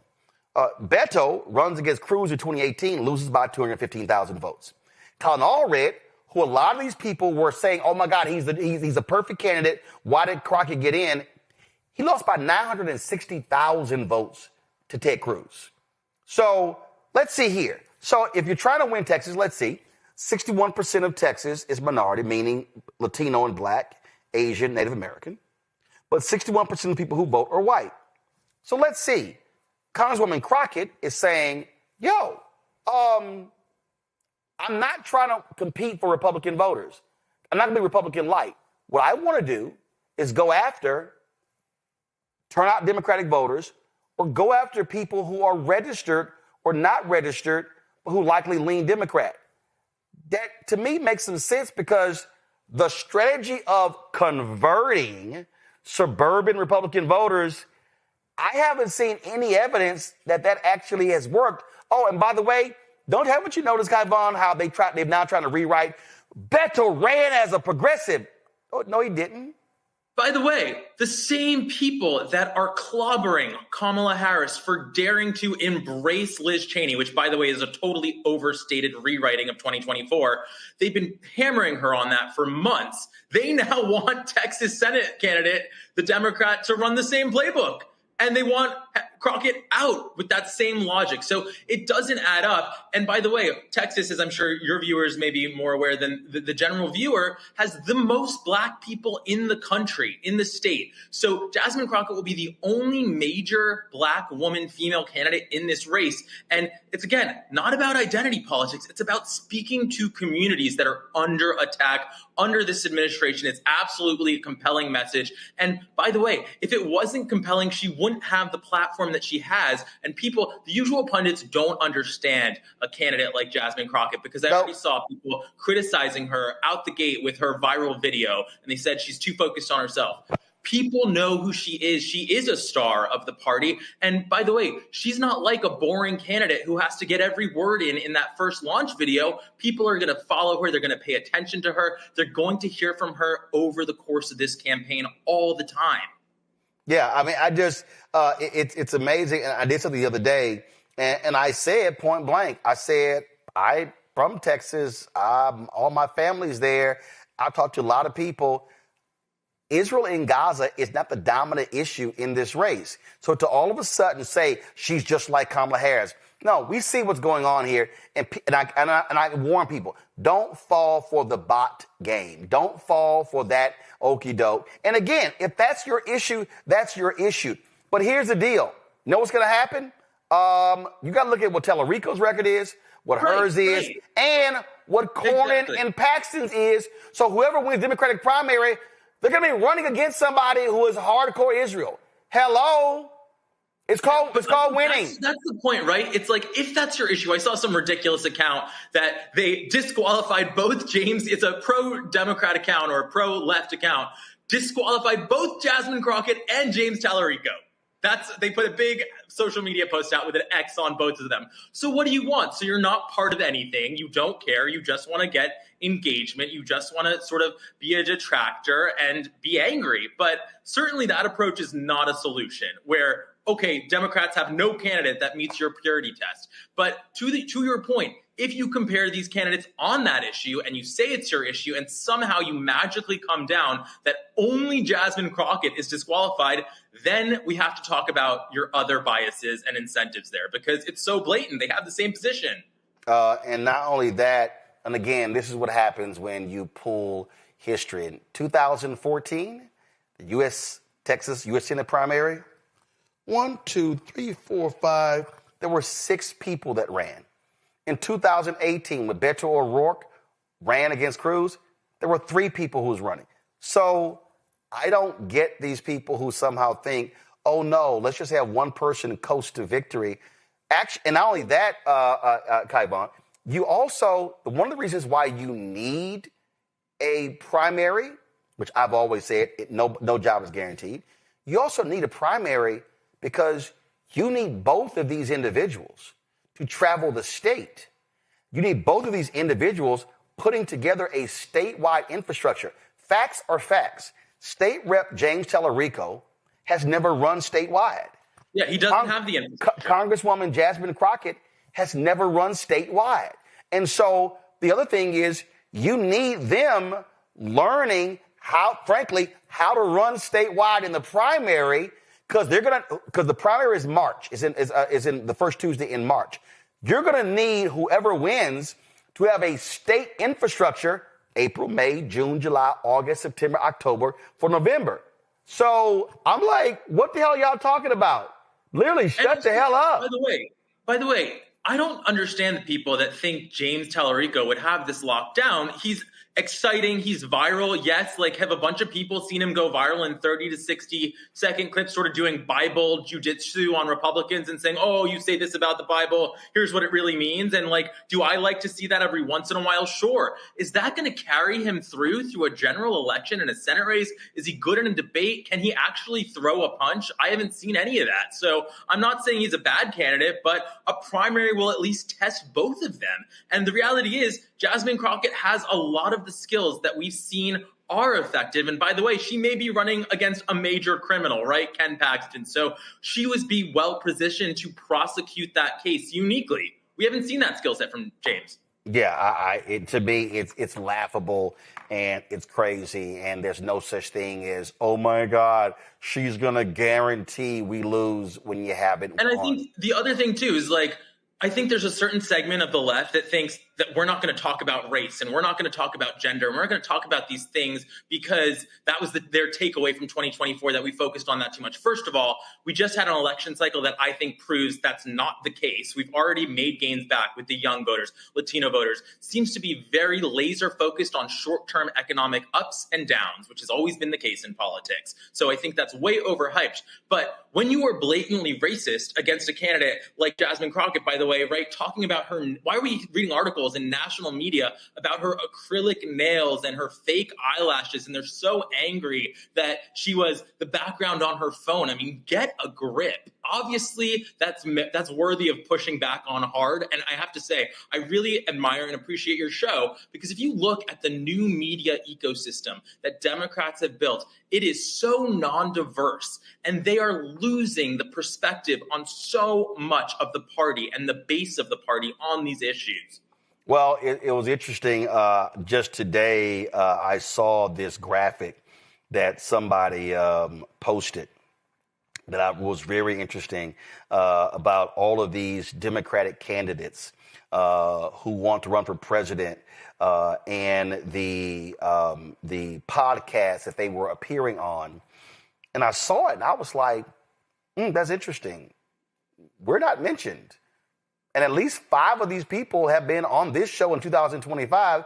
So I DM'd and tagged the person who put the list together and said, you listened to 431 podcasts. How many of those were black?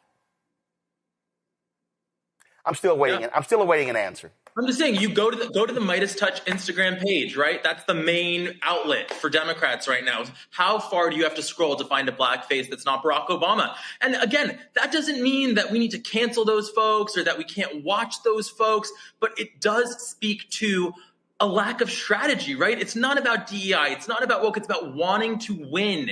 And when you don't have communicators that represent diverse communities, you are setting yourself up to failure. And we've seen that with Latino voters. And if you do not turn out black people in Texas, you're guaranteed to lose. You kind of need them. Kai Vaughn, I appreciate it. Thanks a lot. Thank you. Thank you very much. Go to my panel. To me, this ain't that hard, Randy. It ain't that hard. And again, I believe in competition. Do I believe that when Crockett jumped in, Tallarico should have jumped out? No. Now, I personally believe, because I said this actually in July, I personally believe that Representative Tallarico should have run for governor. That's just me. But again, Representative Hinojosa is running. Okay, got it. So I don't get these people, but the level of attacks on Congresswoman Crockett were very clear, and to me was absolutely outlandish and crazy. The day after she announced her bid, I woke up to such an onslaught of attacks towards Crockett from places that I did not expect, to be honest with you. And it was very disheartening. You know, you would hope that instead of saying nope the minute a black woman decides to stand up and be a leader, there would be some hope and they would see that we can be leaders. It seems as if they're so dependent on black women, but when it comes to supporting us, when we are trying to lead us, there immediately is this aversion. You know, people became so offended when former First Lady Michelle Obama said that we are not ready for a black president, a black female president. But we're seeing the way in what happened with Kamala, and we're seeing the way, Harris, and we're seeing the way that Jasmine Crockett is being treated. I mean, she really spoke some truth. And I think that people don't like the ugly truth, because I think Jasmine Crockett is a fantastic candidate. When you look at the demographics of Texas, that she can win it, but she certainly can't if the people within her own party are immediately just, saying that she doesn't have a chance and discounting her. It is quite, again, the word I would say is disheartening, that they do not support us. And yet she has given so much hope to us lately. She's been the one out there fighting when people wanted and needed someone to fight. And I think people want someone who will fight for us, and that shows a level of strength. And she has that. We want the fire. We want the fight. We want someone who's courageous, and she has that. But, Joe, it's real simple. No job is guaranteed. And let's be clear. If you want to support Tallarico, great, statewide. But tearing her down, is that the way you actually do it? Because if she wins, you're going to have her running against Republican, and you want to stand behind her.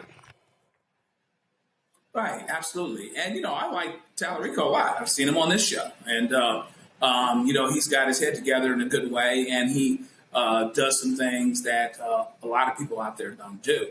I think him and Crockett, Jasmine Crockett, end up making each other better candidates, actually, even though there's an idea maybe he should have run for governor. But that being said, I think they end up making each other better candidates. And in any event, people shouldn't be coming out of a bag because of sisters running, okay? And here's the deal. Like, it ain't like, again, the Democrats can say, we haven't won one since what? In Texas since what? Ann Richards or whoever it was. It's not like they can say, well, let's get the white guys back because the white guys are the ones that are winning. No. Right. Nobody's winning. So they got to do something different any way you look at it. And why not have somebody up in there that's fighting and that's doing what needs to be done and that can connect to people? So, and then let the people decide. But there is some fear that the Republicans have. The Democrats fear that they fear that she'll lose, but maybe they also fear what the Republicans feel. There's some white Democrats out there that don't want the sister to win, maybe. And so let the people decide. Let all the people decide. And the great thing about Jasmine Crockett is that I think she can bring more people to the table to vote. Folks that are going to be excited about voting, that are going to want to vote, and that they see an actual fighter. Because right now, the reason why Jasmine Crockett has the lane that she does, she did what she did anyway. The reason why she's getting so much national attention is because she's a fighter. It's because she is in Donald Trump's cranium. Donald Trump probably talking about her behind closed doors right now, like she has a tail. She is in his brain, big time. And so, you know what? That's a pretty good start. So let it roll, let them ride. Let's support who we want to support. And, Democrats don't seem to know how to win in Texas anyway. So, hell, let's try something else. This is what I always say when you have stuck on stupid Democrats, Mustafa. Well, Black brilliance, Black excellence is always threatening, right? So I'm not going to take anything away from the other candidate who will be a part of the primary or others who might get in.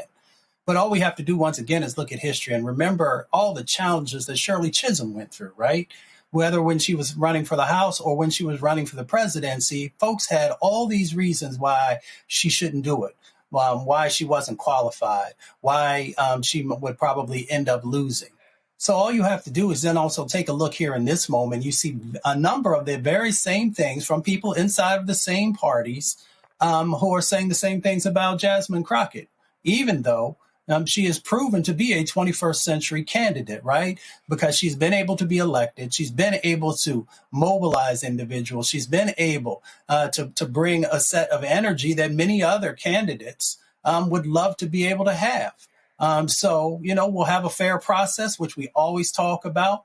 But at the same time, let's understand those additional hurdles that folks continue to put in front of Black women when they run for office. Well, I'm just sitting here just laughing again when I look at all of these candidates and the people who ran, and I just see name and name and name and name. And I'm just like, if y'all even just check the facts, there were multiple candidates. In fact, the only race that I found, the only year I found so far where there were fewer than 4 candidates was 2018 when there were 3. So having 2 this year, that's actually the smallest number they've actually had running the primary in 20 plus years. But that's called facts. All right. This is your chance to own a piece of the creator economy. And with Start Engine, investing in Fanbase couldn't be easier. Just visit startengine.com/fanbase and click Get Equity. Opportunities like this don't stay open long, but your investment can help build a platform that pushes the future of social media forward.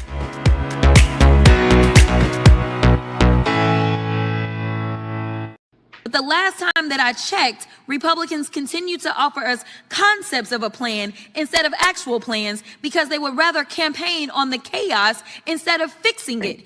Representative Jasmine Crockett dismantles Donald Trump's immigration narrative piece by piece and says the quiet part out loud. She calls out Trump's agenda as openly racist, unconstitutional, and rooted in cruelty, not public safety.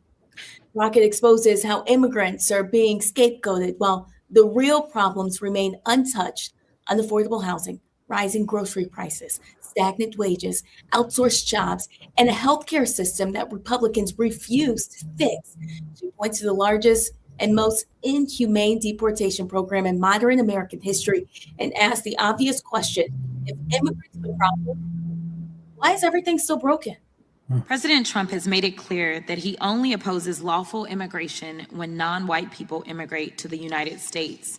His immigration agenda isn't about public safety or economic stability or jobs. It's about racism. It was racist during his first administration. It's racist now. And like his first administration, he's hired a bunch of racists to carry it out. In fact, I'm gonna pause here really quickly. I know we're talking about TPS, but I don't know if anyone else has mentioned the fact that ICE agents were literally dragging a pregnant woman just this week in a viral video. So don't tell me that this isn't about cruelty, because it is. Moving on. The president is now on record admitting to calling majority Black and brown nations, quote, shithole countries. He consistently refers to Black and brown people as, quote, low IQ, stupid, or nasty. His agenda is about one thing: giving racial preference to specific people seeking to immigrate to America, which is illegal and unconstitutional. But nevertheless, they are going to keep trying to get y'all to believe that immigrants are the cause of all your problems. But here's the truth. Immigrants are not responsible for a billionaire CEO refusing to increase your wage. The corporation you work for isn't replacing your job with artificial intelligence because of Haitian refugees. Your landlord isn't increasing your rent because someone who's fleeing gang violence in Central America moved into your community. A Palestinian kid who was afforded a scholarship to study at an American university isn't responsible for your child's tuition increasing. Latino farm workers aren't responsible for prices of your groceries increasing. Let's be clear, blaming migrants and deporting migrants and ending TPS won't improve the lives of most Americans. As you can see, we're in the middle of the largest, most inhumane deportation program in American history. And guess what? Housing is still unaffordable. Healthcare is still too expensive. Groceries are still too expensive. Wages aren't keeping up with inflation. Jobs are still being outsourced. So maybe it's not the immigrants. Maybe it's the failed Republican policies. In my state of Texas, the Republicans control the House, the Senate, and the governor's mansion. In the United States, the Republicans control the House, the Senate, and the White House. Maybe it's the fact that Republicans would rather give permanent tax cuts to billionaires, but won't even give middle-class Americans temporary health care benefits. Maybe it's the fact that President Trump has the wealthiest cabinet in American history, and these people are out of touch with the American public. Now, Mr. Williams, will ending TPS help or hurt the finishing trades industry your union members work in? It will hurt the construction industry as a whole. Let me tell you this, or let me ask you this ain't in here. Has it already hurt the construction industry? It has. because of the fear and uncertainty. There's a lot of fear. There are workers that are not showing up to their jobs, regardless of their status, because of how immigration is being carried out under this administration. Is that correct? That is correct. Will ending TPS help or hurt job site safety? It will hurt job site safety. Will ending TPS help or hurt affordability in our communities? It will hurt affordability in our community. Exactly. As people are complaining about the fact that housing is up, you've got to think about what those input costs look like. Those input costs, besides the fact that he's been reckless and ridiculous and not been reined in as it relates to the tariffs, and we know that we get a lot of lumber out of Canada. We want to fight with Canada. We want to fight with Mexico. And then we want to tell people that have come here and are going through the process, and I'm not going to say that any process is perfect, but the last time that I checked, Republicans continue to offer us concepts of a plan instead of actual plans because they would rather campaign on the chaos instead of fixing it. Listen, none of us sitting here, whether you're a Democrat or a Republican, wants to be unsafe in our country. I want to be clear. I don't want a criminal in my neighborhood either. But going after all of these countries, when we talk about, it looks like they want to end TPS for Burma and El Salvador and Ethiopia and Haiti and Lebanon and Somalia and South Sudan and Syria. They actually do have Ukraine got extended a little bit and Yemen got extended a little bit. But the vast majority of these countries, there's one thing in common. A lot of those people from those countries have a little bit of melanin in their skin. With that, I will yield. Well, Dr. Ali, I want to ask you, is Crockett onto something? Are these policies racist and unconstitutional? Well, I'll say it like my auntie would say is, Congresswoman Crockett just told it like a TI is, because everything that she laid out is the truth. I mean, all you have to do is look at the sets of actions that are there and whom they are focusing upon. So let's be very clear. If America was serious about immigration reform, it has had the opportunity to create 21st century immigration policy that's full of justice and equality and fairness. And we know that the current president actually blocked folks from actually moving forward on a very conservative immigration bill because they were not interested in actually putting anything in place that could help us to address the issue that is at hand. So, if you vote for evil, you are going to get evil policy. You are going to get evil actions. And ultimately, you are going to begin to just completely break down every sensibility that exists inside of a country. So, yes, we can talk about it in the nuts and bolts of policy and law, but we also have to bring spirituality into this conversation because these sets of actions are inhuman. And that's just the reality of what we're seeing play out. Dr. Walker, what's your response? Yeah, I think one of the things to keep in mind is as we, move to 2026, that these policies, a lot of these individuals have jobs. And we just, obviously highlighted here this construction in particular, but they work in all kinds of industries. And if those individuals are showing up for work, their kids aren't showing up for school, it negatively impacts the United States and the U.S. economy. We talked about, Mr. Brown talked about that we're not getting the correct statistics that we really should be. And I agree. And I think as, we continue to debate this issue over, immigration, and there are millions of Americans that voted for this. And we need to have a question about morality because for those who supported these policies, and the things we've highlighted just on the show tonight or on a number of other shows on during this hour when we talk to Roland and other guests, is that we see a trend that will continue to 2026. And quite frankly, some of the plans that the administration has or will continue to implement are diabolical. And they're the kind of things that, the UN historically would say these are human rights violations in terms of how we're incarcerating people and how we're terrifying. People are terrified living in their own communities and refuse to show up for work or school. And so it's a moral quandary for this country that we're going to have to figure out now because of a purported democracy in which we're supposed to be, we're losing it quickly. Mr. Brown. Well, as usual, Congresswoman Crockett lays it out so everyone can understand, and she's exactly right. As we talk about, as the good doctor just mentioned, elections have consequences, and for folks that got bamboozled by this con man, they have another chance, another bite at the apple in less than a year, and can basically say, you know what, I know they'll never acknowledge, and a lot of us have friends that voted for 47 and tried to make up excuses of why. And now, of course, they all regret it, but they don't want to say it because they don't want to, obviously, any of us to say, we told you so. But nonetheless, they have another chance for more humane or at least legitimate debate in the halls of Congress about what is the best path for immigration. Clearly, this is not it. Because when white supremacy is at the center of what your policies are all about, it's not going to change. They don't care about what a court says. They don't care about, frankly, what we say on this show or other pundits say on other shows. They want to make sure that they make this country as less brown and black as possible.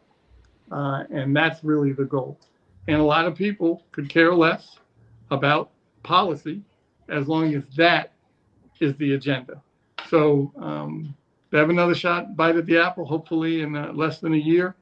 Hakeem Jeffries will have the gavel, and it won't stop these terrible and mean, inhumane policies, but it certainly can put some hurdles and some speed bumps in that path. And frankly, if we get even luckier and the Senate, which is now in play, very difficult, but if even the Senate flips, I mean, then obviously then the agenda does stop. So let's just see what happens, and hopefully people pull the lever the right way this time. It's another reminder about just how important it is to vote. Violent white supremacy is, quote, the most persistent and lethal threat in the homeland. The greatest terrorist threat to the homeland is the homegrown violence stream, including hate crime committed on behalf of some kind of white supremacist ideology. They are coming after everything in Black America. MAGA and Donald Trump are specifically targeting Black America. They are going after the money. Attack Black Lives Matter.